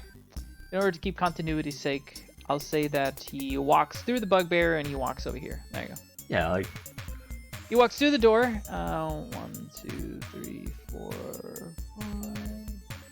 6. Oh, he can move back. Okay, cool. He throws the javelin at you. However, he misses, and after throwing the javelin, he moves slightly back. Next is the rogue, and the rogue, seemingly confused at what the hell's going on, he knows one thing for sure. It's clobbering, it's a slashing time. So 1, 2, 3, 4, 5. Holy shit. He's too fucking far. He's too far. oh, he can't move 30 feet, can he? Oh shit, no. Okay, the rogue decides he's just going to move kind of like in the same space where the Cathra is, right behind her. And he is going to shoot his bow.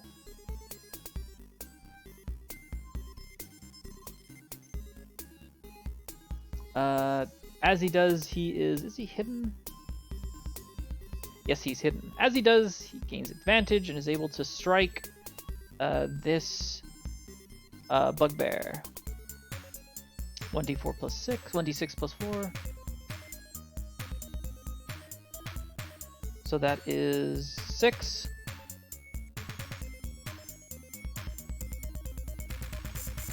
As the bugbear is shot, he lets out a groan as he kind of like Ignore somewhat that. I'm just messing gets with back against the wall and he leans against it. And the rogue is like, got him! Kosef. something. Okay. Can I roll perception?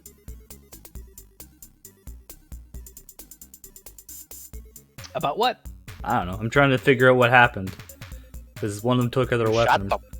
Yeah, I shot them, but I'm trying to see if they're doing anything else. Like, what are all the rest of them doing? The other ones are coming through the door with their clubs out. This one has a javelin, and this one took out its club, but it's like very weakened. It's almost leaning against the wall as it's bleeding out quite heavily, close to the end of its life. But these other are like coming steaming right at you. It's just during these few seconds you're just looking at them. So yeah. Okay. Well, I'm gonna shoot at the one bleeding out then. And I miss. Miss. Okay. I can't extra attack again, so I use extra attack to reload. Okay. Next.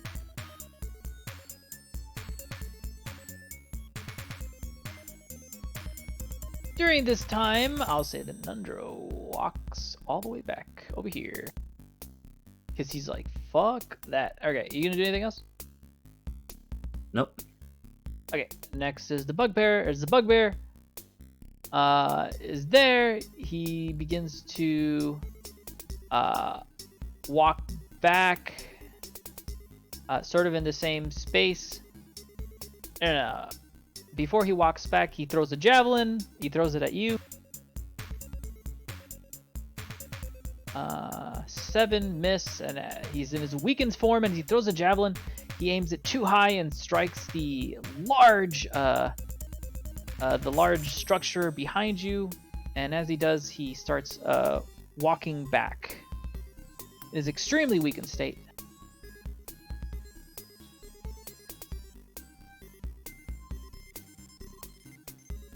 He moves here.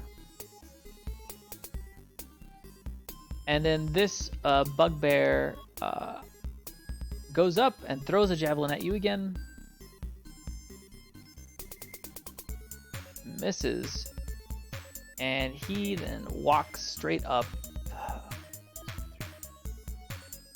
here. Kathra. I'm going to just walk here, but I'm gonna just act defensively and keep my shield up. Okay. That's all. Defensively, as would you like to do anything to show them that you're a threat, or you just want to like put your shield up and be like, Yeah, or maybe No, like I take don't- with the spider talisman or something. you don't want to like slam like your hammer against the shield or something that'd be like, come on. I'm gonna hold the shield up in one hand, and I'm going to not hold my weapon and show the task. Like, whoa, what's going on here? It's just kind of a misunderstanding, I feel. They can't understand you as you speak common. I would thought you they like could to- speak You said you're common. going to be in the defensive. I mean, not everything can choose to speak common. I'm sure they could, but most of these guys speak goblin. Oh well. Anyways, Kathra, you put up your shield. As you put up your hammer, you start saying something, which the bugbear starts screaming and yelling as they all prepare their clubs to strike you. Would you like to do anything else? No. Next is the bugbear. He runs out, and as he runs out, he sees you. He lifts up his morning star and slams it at you. And he strikes it against you. However, it easily is deflected by you, and you parry it to the ground as it leaves a crater with his immense strength. However, you feel that from the last time that you fought the bugbear, you've grown much stronger. A previous bugbear. And this bugbear is about as strong as that bugbear you had faced in the cave long ago. Only last week. Then it's another bugbear. As he does, he attempts to 1, 2, 3, 4. This he strikes. You get an attack of opportunity. Kathra, would you like to take it or no? Well, You will they're get out of attacking the me, so- defensive. Oh. You can take an attack of opportunity. However, you will be put out of defensive stance. No, I'm not gonna take it right now. Okay. As you do, the bugbear goes up to the Kosef and he slams his Morning Star. As he does, he attempts to lift up his Morning Star and he attempts to swing wide. As he does, however, he completely catches the Morning Star right against the wall, and like it just goes right over your head, Kosef. However, you feel a strong gust of wind of a strike that was extremely strong. He rolled a nat 1. Lucky. He swung wide and he almost hit you. He's a big dum-dum. Next is another bugbear as he sees Kathra and he attempts to slam.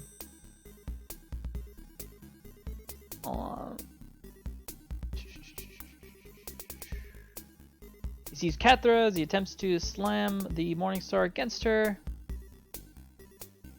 7. Again, he strikes the he strikes his Morningstar against your shield, and again you parry quite easily. The rogue then comes up from behind. Ooh, okay. And he comes up from behind, and he goes right into this little corner. It's like, I'm gonna go right into my little cubby. Gonna go right into that little cubby. And he attempts to strike. However, he does not hit. And he attempts to hide again. Goes almost invisible again, hiding in Kathra's area.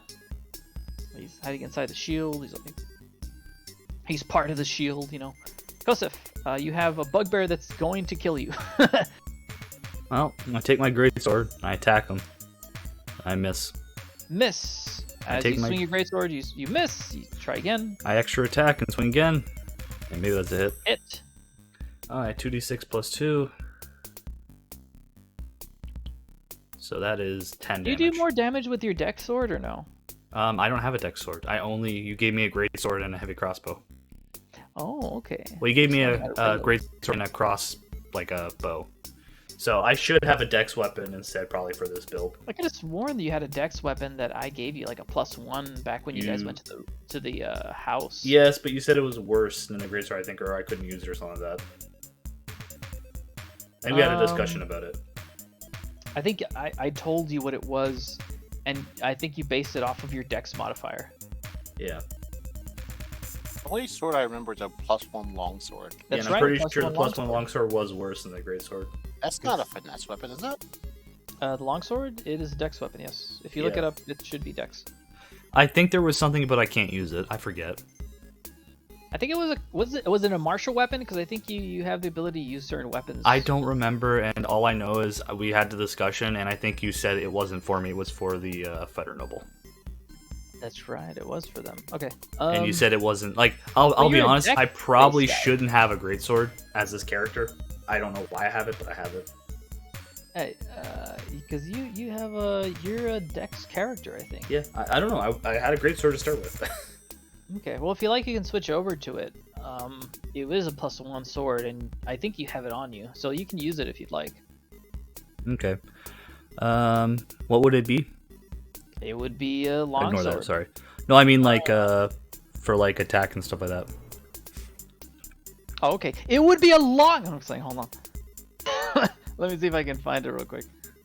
I'll change it. Yeah. Sorry. Like I was gonna mention it, but I wasn't really worried because I don't usually have to use it. But we've been doing a lot of caves, which is really screwing my ability to do ranged. Longswords are 1d8 slashing for one-handed or 1d10 two-handed. Okay, so 1d10 plus 2 damage. I don't know what the plus is. So, yeah. But plus is +1, so we get bored to it. Yeah, so the longsword is Yeah, so the greatsword is 2d6 and the longsword is 1d8. The difference is that I think the maximum damage you can do with a longsword that's +1 is 1d8 plus 1, which is a maximum of 9. So am I two-handing But if it you or were to do the one-handed? greatsword, if you did the greatsword, you could do 2d6 Plus and 2, you would yeah. do like 12. So in other words, you would do more damage with a greatsword if you'd like. However, I don't know if you're a dex build or not. Are you I'm a or dex strength? build. I get +7 on attack for using a longsword +1 versus +2 attack buff for greatsword. So you'll do greatsword, or are you gonna do? I'm switched to longsword. And is it two-hander or no? Like what's The two-hand? longsword is a versatile, so it's a one-handed. Okay, so you only Or use one two-handed, hand? you can use both. Yes. Okay, so what does using two-hand do? My headset went down. Okay, so are you using it at? Are you versatile or no? Do you have that ability? No. Okay, if you were versatile, then you would actually bump up the damage to being 1d10. Okay, so I'm not versatile, so it's only 1d8. I don't see versatile here. I might not be You seeing can look it. into it. You can look into it. To I'll see look if at you it while can you're gain it. continuing. Alright, so with that one, you're 1d8 plus 1 because you have a +1 sword, and this used to be Hallwinter's sword. However, you never returned it. You just kind of kept it. I'm pretty sure we actually did return it, to be fair. You returned the gear, but I don't think you returned this because this was his family's, but it technically wasn't his. It's like from an old family that used to be there. Yeah. That was there. And I don't see versatile. okay, so again, it's a 1d8 weapon that has it's a +1, so it does 1d8 plus 1. Yep. And you add your dex to it as So I changed it. Um, We'll apply so you it for changed now on. So you can strike it with that one now. If you'd No, I like. already did the hit thing with the greatsword. We'll just count that, and then, or I can do it either way for both extra attacks. But let's just Okay, call it there. So it was how much damage did you do? 10. As you do, you slash across it. As you do, you slash across kind of its chest as it starts giving a bit of a slight bleeding across as it's readying its mace again in order to slam against you. Anything else? No. Okay. Next is going to be the bugbear from behind. As a bugbear from behind, he is going to. Let me look at the thing.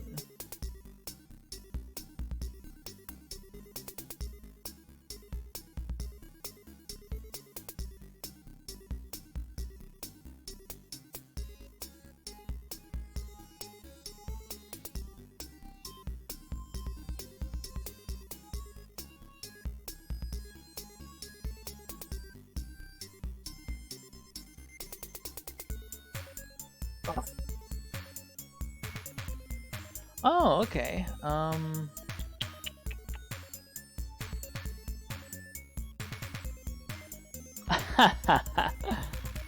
Alright, whatever.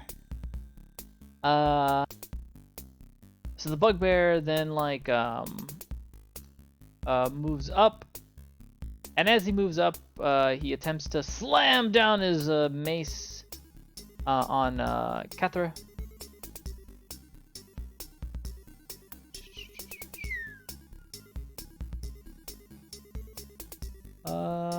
But 7. He doesn't have advantage. I don't know why they're not doing that advantage shit. Alright, whatever.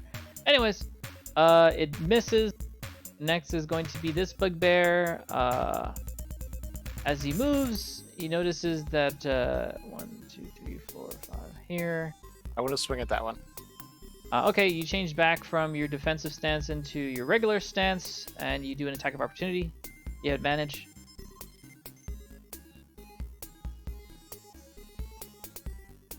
Hit.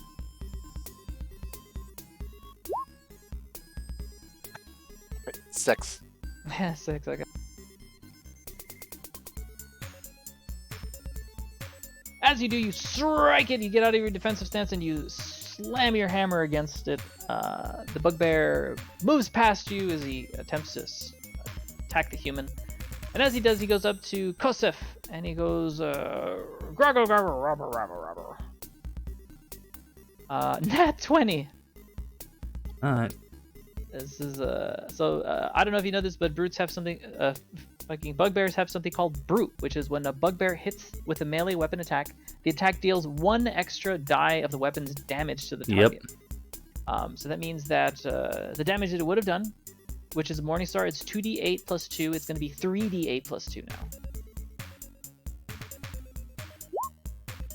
Oh, those are not that bad. So it's 10 damage. 10 damage? Okay. Okay. Someone drawing a broken heart or something? What are you doing drawing that?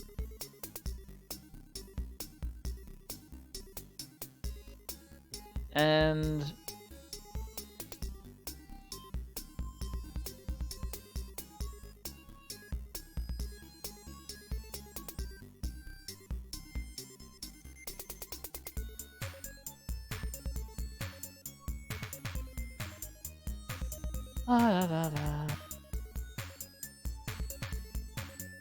let's see.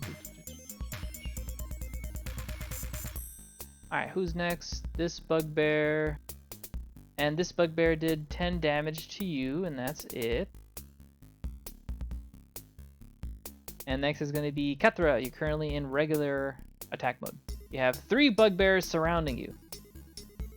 I'm going to go back in defensively and just hang out. Block their path. And that's all I can do, really. Alright. I can't do a bonus action while I'm doing that, right? You can do a bonus action, but you just can't do a main action, as your main action is taken up by defensive stance. Okay, I'm gonna cast Armor of Faith on Kosef. Okay, as you're in your defensive stance, you cast Armor of Faith on plus Kosef. 2 AC. Okay, and he gets +2. 19 Do you know now. that? How long does it last? 10 turns? 10 turns. It's full minute. I think Maddie said 10 minutes. It might be 10 10 minutes. minutes. Let me double check. Yeah. Is it 10 minutes or 10 turns? It is 10 minutes. 10 minutes, 60 turns. But it is concentration, so. When they attack you and they actually hit, that's when you have to roll for concentration. Yeah, I know. Next, you're done. Next is this bugbear. As he does, he goes to the side of you, and as he's at the side of you, you no longer have, you no longer give them disadvantage. It's now a regular whatever they roll first. And they attempt to attack you. 22. Okay.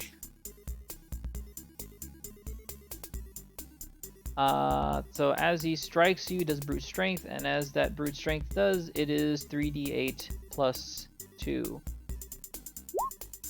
Oh wow, these guys 8 damage. And as he strikes you, you feel like a slam to the side of you. It does sudden, and it was quite brutish. And the Knoll is currently growling and smirking.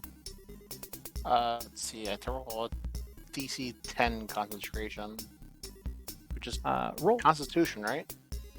I believe it is. What is you're trying to? What is the AC? That would be your. What are you using to cast your spell? Is that Charisma or Wisdom or what is it? Wisdom. Roll Wisdom. Oh, fine. 22. That's fine. I know the rules are 10 or half damage, whichever is higher. So, So now that there's 10. another bugbear, he's up in front of you, Kosef, and he tries to slam you with his Morningstar. 21. And that is 3d8 plus 2. That's 16 damage, Kosef. Okay.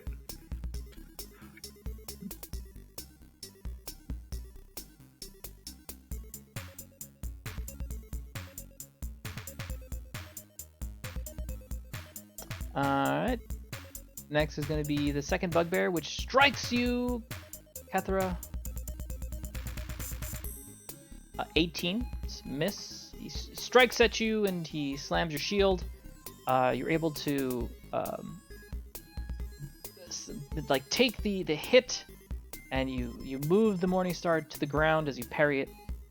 The bugbear is saying curses in Goblin, and now it's the rogue. The rogue sneaks. He's like, I'm gonna sneak right. He's gonna sneak. Oh, he can't sneak that much, can he? He can't sneak by twice, can he? Can he disengage? How many times can he disengage? We had this discussion, I think. You can't disengage for past one person, I think, right? Yeah, it has to be a bonus action type. Okay. So he's going to hide behind her. Oh. And as he goes behind her, he's gonna strike one of the bugbears, which is right here. And as he does, he's hidden advantage 46 plus 4, which is 21.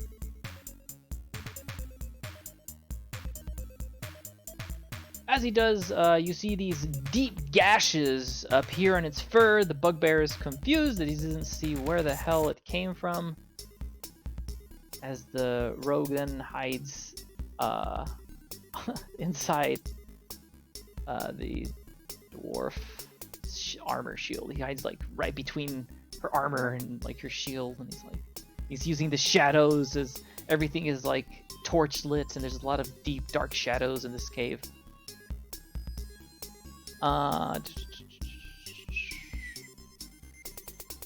This one is quite weakened, and this one is very weakened. I strike this one in front of me. Okay. With my longsword, I stab forward. Hit. And I roll 1d8 plus 4. So that's 8.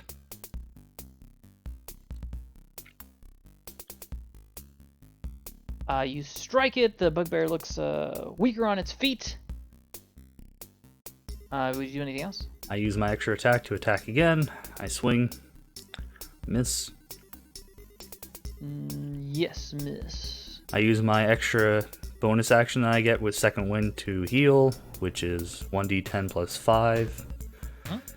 Which is 15 health. That was nice to roll that at least. That's a max, goddamn. Yep. Not like it's doing much for me. Alright. Next is the bugbear that's right next to you. He's gonna strike you again. Oh wait, that's the wrong thing. What the hell?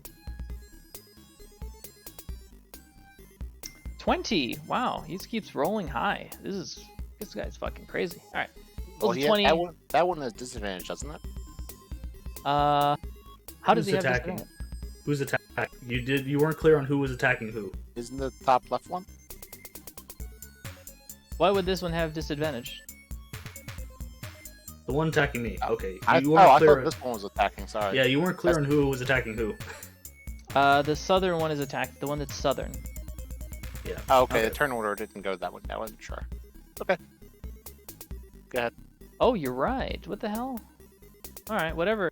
It highlighted the wrong one. Okay, so that one that's right there, it is weaker, and it decided to go up in front of you, Kathra. Oh, that's weird. For some reason, it highlighted a different one. Okay, whatever. So let's ignore that one that attacked you. I'm not going to roll for the damage. I'm going to roll that one again. And the one that's very weak, it's very weak on its life. He's almost about to die. It's the one that initially was talking, attempts to strike you down with his Morning Star. 23. He rolled 2 23s in a row. Hell. You guys need to start rolling better. These guys are kicking your ass. Maybe you could roll less shit. Good on them. Yeah, alright.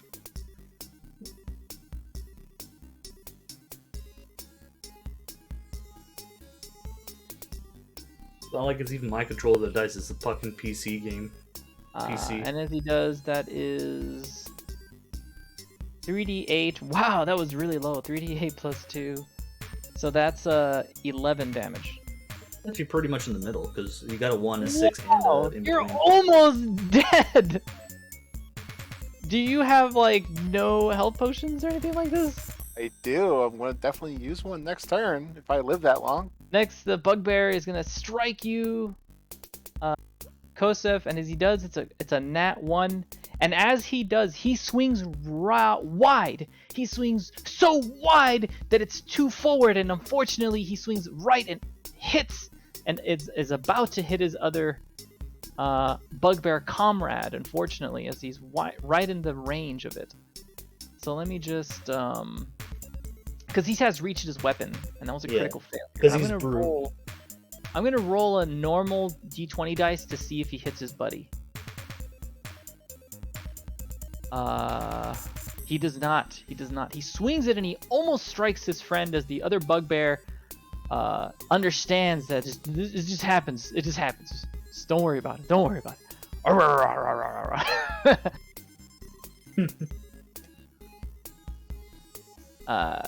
Kathra.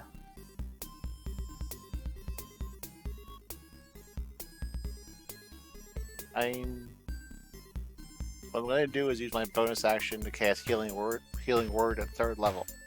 Okay. So that's 1d4 or 3d4 plus 5 plus 4. That's 9, 17 total. Okay. You're so for 17.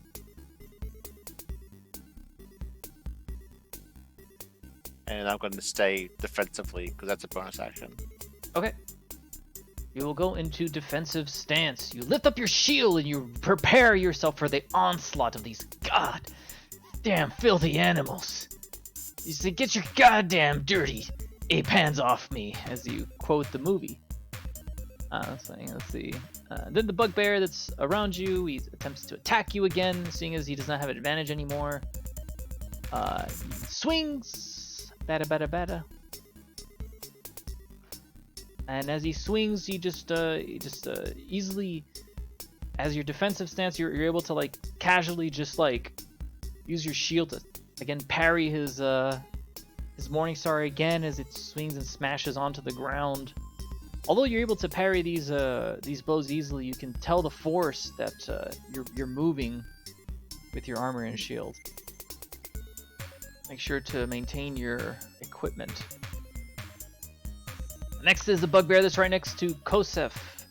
He begins to lift up his Morningstar to strike. And he 19. Okay. This guy is very high. Like I don't think this guy has rolled anything lower than a 19. This is his lowest roll. I like how I get AC for 19 and he still hits everything. Okay. That's fucking crazy, dude.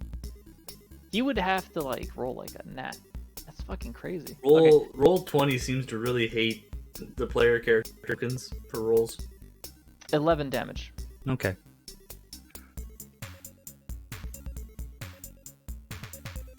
This is pretty fucking crazy, dude. It's like not even just, it's insane. Anyways, the bugbear lifts up his Morningstar as he attempts to attack Kathra.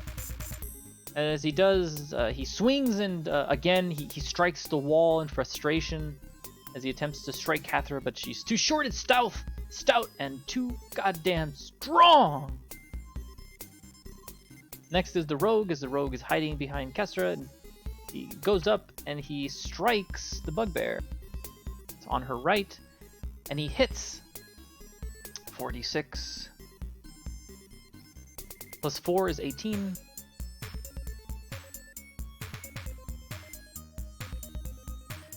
As he slowly walks up, he does a quick jump, and as he does, he comes almost from the shadows, and it seems as if the shadows are reaching towards the bugbear's neck, and as it does, squirts of blood stream from its neck.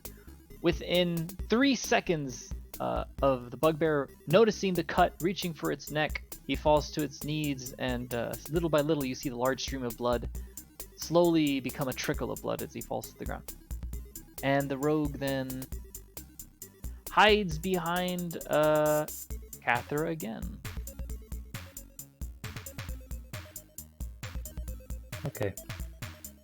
And now he is able to attack the bugbear that's attacking Kosef now without getting attack of opportunity. Kosef. Okay. I use my first action to use a health potion. So I'll roll 2d4 plus 2, I believe. Uh-huh. That's 4. So I get 4 health. Ooh, holy shit, that's fucking shit.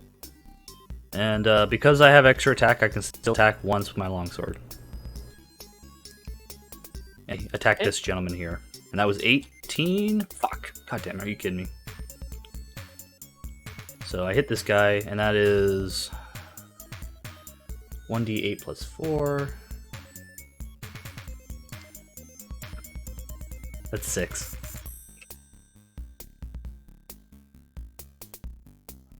What'd you roll? 6. 2 plus 4.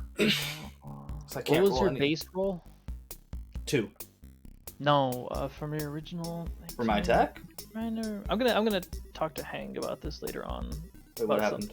Real quick. No. It's just something about plus weapons because people specifically don't like them in their campaigns. But I wonder if this applies, then that would make sense. But if it doesn't apply, then it wouldn't. Oh, then it should have 1 plus attack. One applies, if the plus 1 applies to the base, so technically a 19 is actually a 20 or an 18 is actually a 19. I'll talk to him later on. So I could have got a crit if it's plus 1, but it doesn't. It just depends. I don't need even to know if it. look at the book. Did I include it in it for an actual thing though? I don't think I did. When I put the +1 into the specifics, all they would change the damage and the attack. Yeah, wait. not Do the I have to base. put when I do attack, Del? Do I do Dex +1 proficient? When you're attacking with the weapon, anything involving the weapon is +1. But So your I base never roll is added your base roll. +1. So your damage is adding +1 to it. So whatever your damage is, add a 1. Okay, so let me click this again. So okay, there. Yeah. So now it's doing the +8. So it's +8 now. So I technically crit, but it doesn't matter. Whatever. No, I have to No, look up it's the your rules base for it. roll. Oh, okay. You have to roll a 19 and not You including have to your roll plus. a base roll. Oh, Yeah, okay, you have to okay. roll a Oh, I base see what you're saying. I roll. see what you're saying. As Yeah. far as I know, it doesn't affect the base roll, just Yeah. the modifier. Okay, Yeah. I did include it now, so actually I'm +8. I'm not +7. I forgot to include it. Anyways, you already hit. What was your damage? 6. What did you hit? Who did you hit? The guy I've been punching, like smacking around every single time. -6. As you see him, he's starting to like be wobbly on his feet. He's struggling to keep up, and he's ready to strike. You feel like if you strike him one more time, he'll go down. What do you do next? Can't do anything else, so I my turn. Next is this bugbear. The bugbear is weakened. However, he decides to strike you, Kathara. As he strikes with his Morning Star, he does 23, but he doesn't have advantage, so he does a 10. And as he strikes, you feel that it was a strong strike with the Morning Star. However, again, you use your shield as you see it coming, and you just slightly shift off in order to like lean the Morning Star away from you. So Del, I get how this character was supposed to work if I had a dex weapon. Next is God damn it. the bugbear that's to your south of you. He strikes at you, Kosef. 10! Oh! He finally misses! The bugbear's like, what? DM, this isn't fair! This doesn't This happen. isn't fair, DM! This isn't fair! He looks at you and he's like, oh! Isn't that the bugbear roll in that one? No. Oh yeah, he's the bugbear who rolled on that one. Yeah, this is the guy who's been rolling like 2 nat 1s, and this is the guy who's been rolling like 20s and 23s. The bugbear swung his Morning Star, but he strikes at the ground. He curses, and then it's Kathara's turn. Let me look at them. I don't remember a perception and see what they look like health-wise. Damage-wise. Roll perception. Well, they're sure damaged, alright. You look at them and you can remember who was hit and who wasn't. You can tell that the one in front of you is not looking that good, and the one to the left of you is looking fresh, strong. The one that's directly across right from you looks fine, and the one that's fighting Kosef, that Kosef is facing, which is on his left, he looks kind of weak. You don't know how weak, but he looks a lot weaker. Okay, I'm gonna say screw it and try to attack the one to my north. Okay. Hit.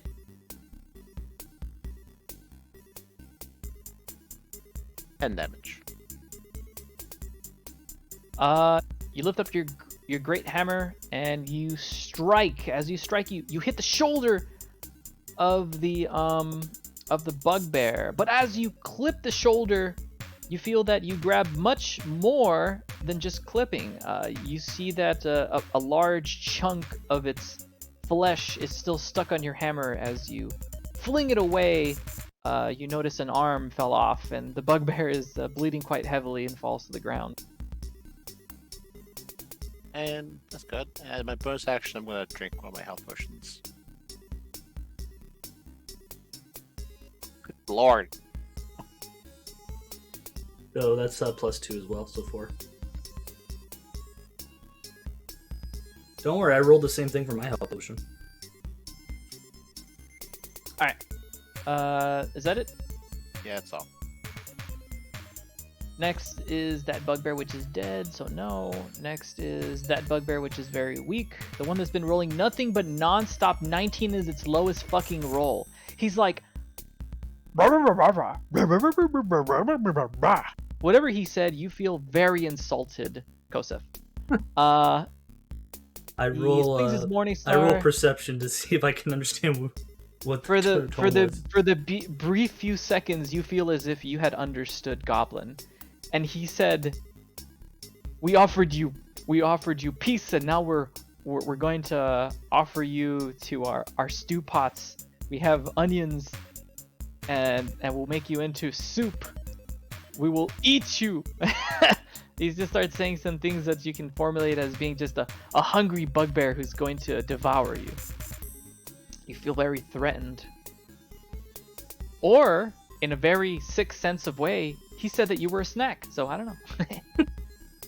So as he strikes you, he misses for the first time. He lifts up his morning star and he slams at the ground as he starts spouting how he's going to devour you and crunch your human bones. You skillfully dodge slightly back and move back into position, ready to strike him.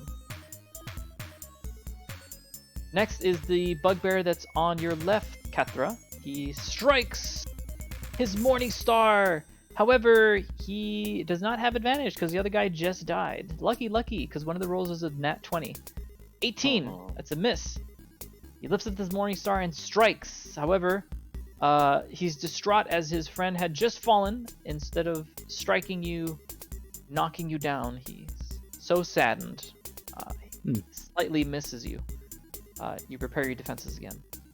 The rogue, sensing that you're in a bit of danger, Kosef decides, I'm gonna see if I can help this guy. And as he does, he skillfully moves behind the bugbear, and as he does, he strikes. And as he God damn it! He misses. He lifts up his sword, and as he tries to strike, he just goes sha. And you look behind him. The bugbear notices that the rogue had slashed, and he felt wind, and he turned around very quickly as the rogue suddenly disappeared into the shadows. As you look behind him, you notice that he didn't actually cut through him, but he did cut large parts of the fur. And as a joke, the rogue cut like a cock and balls on the back of the bugbear. If only he stayed so I could have advantage. You want him to stay? The rogue is like, You mean the rogue who hasn't got hit yet? No. In character he wouldn't stay. No. In character he wouldn't stay. You're correct. That was a meta joke about that fucking rogue. Yeah, he's always gonna go to the shadows. Yeah. No, it depends on the rogue, but most rogues will not stay to try and help with their partners in that regard because they're squishy still. Yeah, Okay. So the fighter, Kosef, I roll it's perception your to see who's more weak.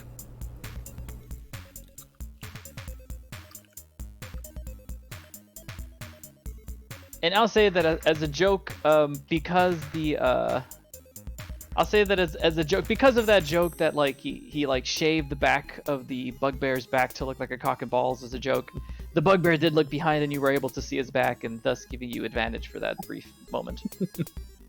Okay, so that one. So I attack that one with my longsword.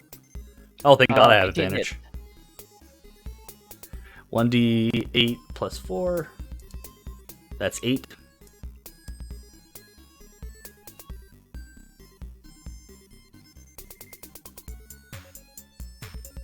As you now have a target, you slash right at the shaft of the of like the shaving on the bugbear's back, and as it does, you feel that you cut something solid in his back, and the bugbear then falls to the ground lifelessly. Yep. So I use my extra attack to turn around and attack the guy south. And God damn it. Miss. Yep. I try to pull and swing at the guy, but I kind of got stuck in the other bugbear, so my swing is haphazard. As you swing, you start to move your sword skillfully to the southern enemy. However, as you start moving your sword, you let out a bit of a laugh as you saw what the slash was, and then that's what caused you to miss. It was quite close, but yeah, it's a miss. I have my turn. Okay. Let's see. Is that bugbear dead? That bugbear is alive. That bugbear is dead. That bugbear is alive. So 2 more bugbears.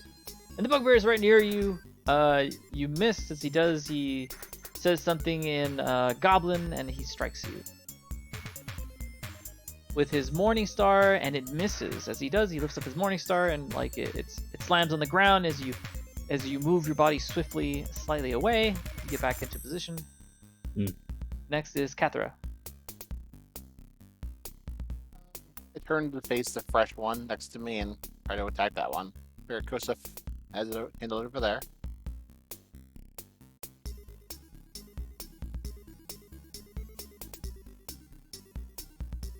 Hit. 9.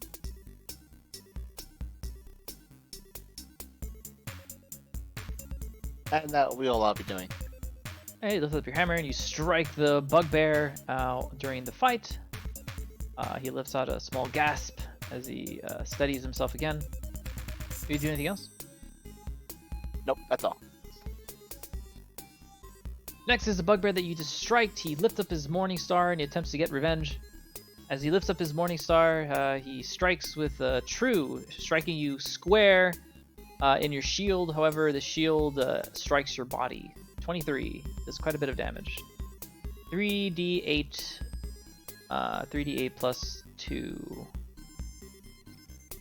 Then need a new shield after 10. all this.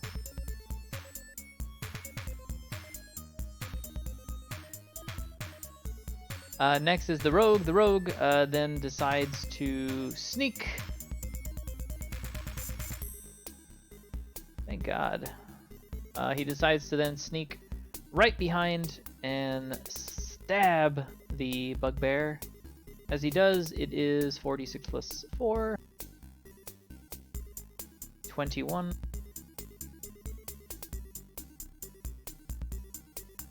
As the rogue starts slashing away, he does so many strikes and slashes on the bugbear that you see the bugbear just suddenly gasp in pain as different parts of his body starts bleeding due to the wounds and the sudden several stab marks that it has over its body. It then falls to the ground unconscious.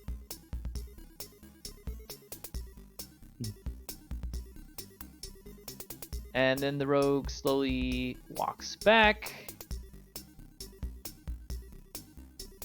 They don't see him. They don't see him. Yeah. All right. Next is Kosef. This is 25. Can I move diagonally Yep. with the other 5 or no? No. Okay. So I'm gonna move here and attack with my longsword. Wait. I thought you said. Oh, how far were you? No, so this is 25. So I can do 30, but so I don't know if I can move here. Oh yeah, you can Blanking. move there. Okay, I can. Okay, so You can 100% move there. so All 21. right, you have advantage. So didn't matter for that one, but yeah, I rolled 21. Okay, hit. 1d8 plus 4. That's wow. Okay, 12.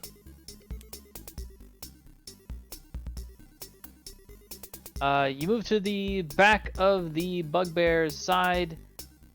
He growls at you as you slash him from one side. As he tries to pay attention to both of his sides, he's now surrounded. Next is the bugbear. Oh no, hold bugbear on. then- I get extra attack. It doesn't Okay. matter where if I move or Go for not. it. That's advantage crit. Crit. Roll an extra So die that's- of damage. 1d8 2, 13 plus 4. How much? 13 plus 4, so 17. Okay, as you strike again, you slash away right at its neck and then at its guts as his bowels, his stomach entrails open up. And he starts bleeding out as he has one hand on his neck and one hand trying to hold in the guts, and he falls to the ground.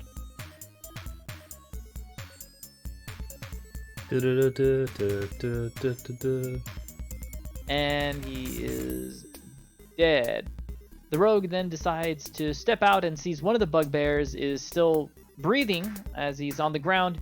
He attempts to grab the longsword and then immediately steps his foot over the chest and does a long slash and cuts off the head of the bugbear that's right here, once and for all, killing him. And he looks at him and he says, "No, Sensei says no mercy." And he walks away. He says, How do you have a sensei? all these goddamn bugbears. His dead." drug godfather. I look and say, As if you only look if only up- they would have surrendered. The rogue says these goddamn animals don't understand the word of surrender. We can't give them an inch. We gotta drive them out. To be Kosef. fair- you and me, we understand. To be each fair, other. I'm the only one here that they don't like eating for a snack. You're human. They only I'm like too eating chewy. human. No, they actually like. I think bugbears like eating dwarfs and halflings more than humans or something. Or I might be thinking about the other thing.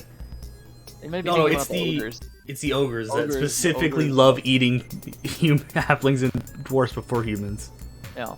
So the rogue does what he does best and starts looking around, and he notices that, hey, that bugbear that tried to swing at you, homie, that homie that tried to swing at you, he had something in his one of his carrying pouches, and he lifts it up, he rips it off of him, just crudely. And he finds that he has a pouch, and this pouch contains a bit of money in it. He has 15 copper pieces and 13 silver pieces. And he notices that one of these has a small potion, and it is a potion of vitality. Do we know what that does? Roll Arcana.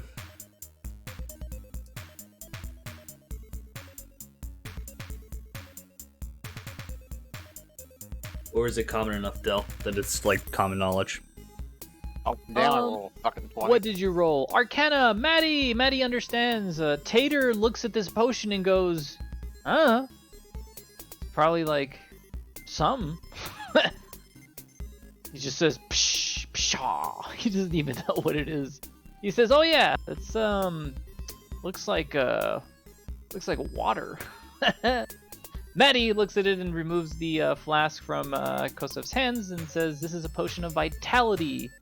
Maddie, you say when you drink this potion, it removes any exhaustion you are suffering and cures any disease or poison affecting you. For the next 24 hours, you gain the maximum number of vitality you have, or hit points, for any hit die you spend. So in other words, if you were to rest, then for within the next 24 hours, you would gain the max number of hit points. But for right now, when you drink it upon its effect, you will immediately feel that you are just right as rain. exhausted, does that mean it replenishes your hit die too, or no? Yes, it will replenish your HP, and during the next 24 hours, if you don't do a full rest, your hit die will now be maximum. Replenish you for maximum. I would like to hold on to that potion.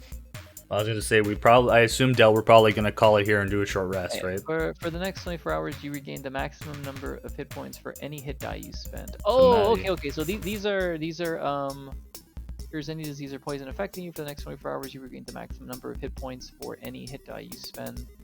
Potions, krypton liquid regularly pulses the dull light. Okay. So you don't recover your HP. What this does is pretty simple. This vitality potion is great for when you're in these type of situations and you need to rush a fight.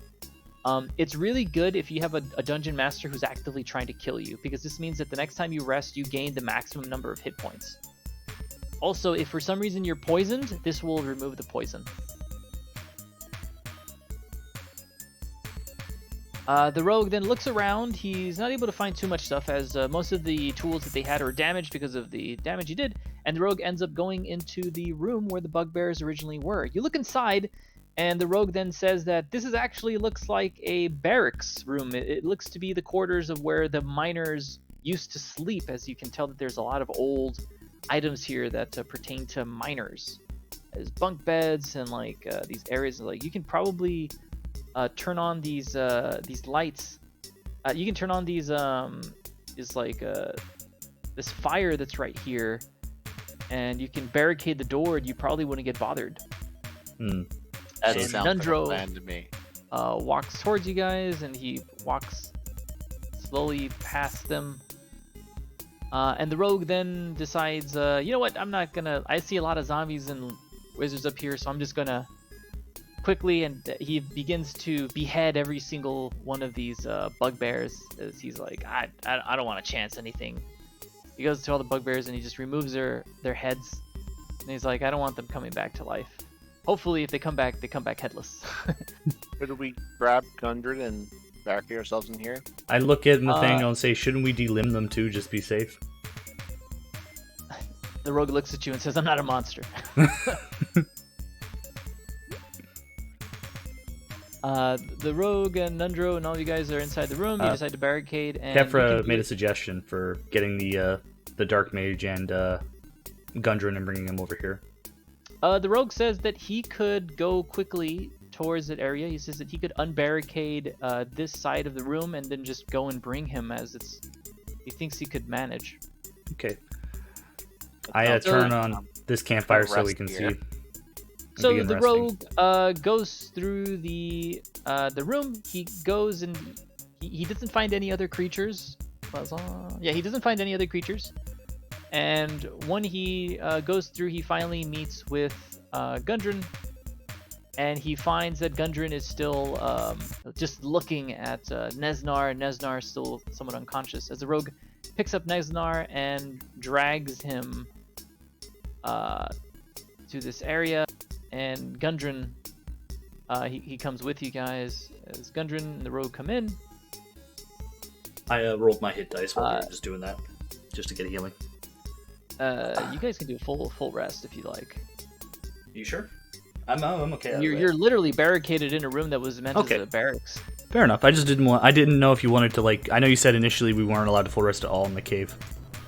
You can, as long as you prepare certain things. For instance, you're barricaded in this room. If you were resting, let's say, here, or you were resting, let's say, here, I would be forced. For instance, you rested here. This is an open space. I was forced to do an encounter. Yeah, I have to do an encounter because these are open passages over here. Yeah. So there's basically certain spots we can't do. Yes, they have to be rooms and they have to be locked. Okay. And these ones, again, the rogue barricades the rooms, and Gundren puts the Neznar in the corner, and he reties his knots. And Gundren looks at you all and says that I don't think he'll need anything after all. I'm pretty sure he could survive off of no water for at least a few days. And he begins to cook. Gundren makes some food. It's quite delicious for all of you. As some time passes, and you all gain back your full hit points. And our hit die, right? Yes, you gain back your hit die as well as your daily spells and your spell slots. And my magic wand is back to 6 out of 7 charges. Did you roll? Well, no, that's only if it's you zero. rolled it. You have to. No, we talked about this. I thought, unless it's different. I Oh, thought let it me was check. if it's zero, and you have to roll to see if it breaks. No, you roll for the number of charges it regains every day, and if it Oh. hits a 1, it disintegrates. Oh, okay. I thought for sure that it wasn't. But it was that I have to roll if it's zero to like see if it doesn't disintegrate, and I roll to see if always only get one per rest. You can use this. The wand regains 1d6 plus 1 expended charges each day at dawn. If you expend the wand's last charge, roll a d20. Yeah. On a okay. 1, it crumbles. So, you roll a 1d6 plus 1. That's For how many charges you gain. And if for some reason you run out, you have to roll a d20. On a 1, it disintegrates. Okay, I'm gonna And use on that one a anything lot more else than now. that, yeah. To be fair, I thought from what we were talking about, I thought it was like one charge per day, but I misheard you. It's just at dawn. Yeah. So you were. I think it's at full charges right now, or no? Yeah, because I didn't do any rolling on it. So if we're doing a full rest, yeah. It'd be... So it's regained all its charges. It can now do 7 attacks. 7 magic missiles into the darkness. And you guys are good. Would you like to keep exploring, or would you like to call it a day? I'm okay either way, Dill. Okay, let's stop here. And next, you'll be exploring a few other areas. Yep. Gundren again. He's the one who fed you all, and he prepares everything, and he cleans up everything quite nicely, and he puts everything away as well. As you guys wait for the next few hours of resting, as you guys have had quite a bit of a day where you went to 2 rooms and you had fought a flame skull and also a room of ghouls. So zombies, ghouls, and a flame skull, which is no laughing matter. And the Yeah. bugbears. Alright, so that'll be it for today. Del, do you want to try and do the library Halo or nah? Yeah, sure. Just let me look at some stuff real quick. Okay, how long? Or should I go do stuff? Give me like 15 minutes. Okay, I'll play some multiverses then. Alright. Matt, you want to play a bit? I'm gonna go make dinner. Okay. At one point there, I was down to 1 HP. You were! I was surprised. I was like, whoa, how aren't you dead? I was trying to kill you. Del got me good I with the noticed. I prepped bolt.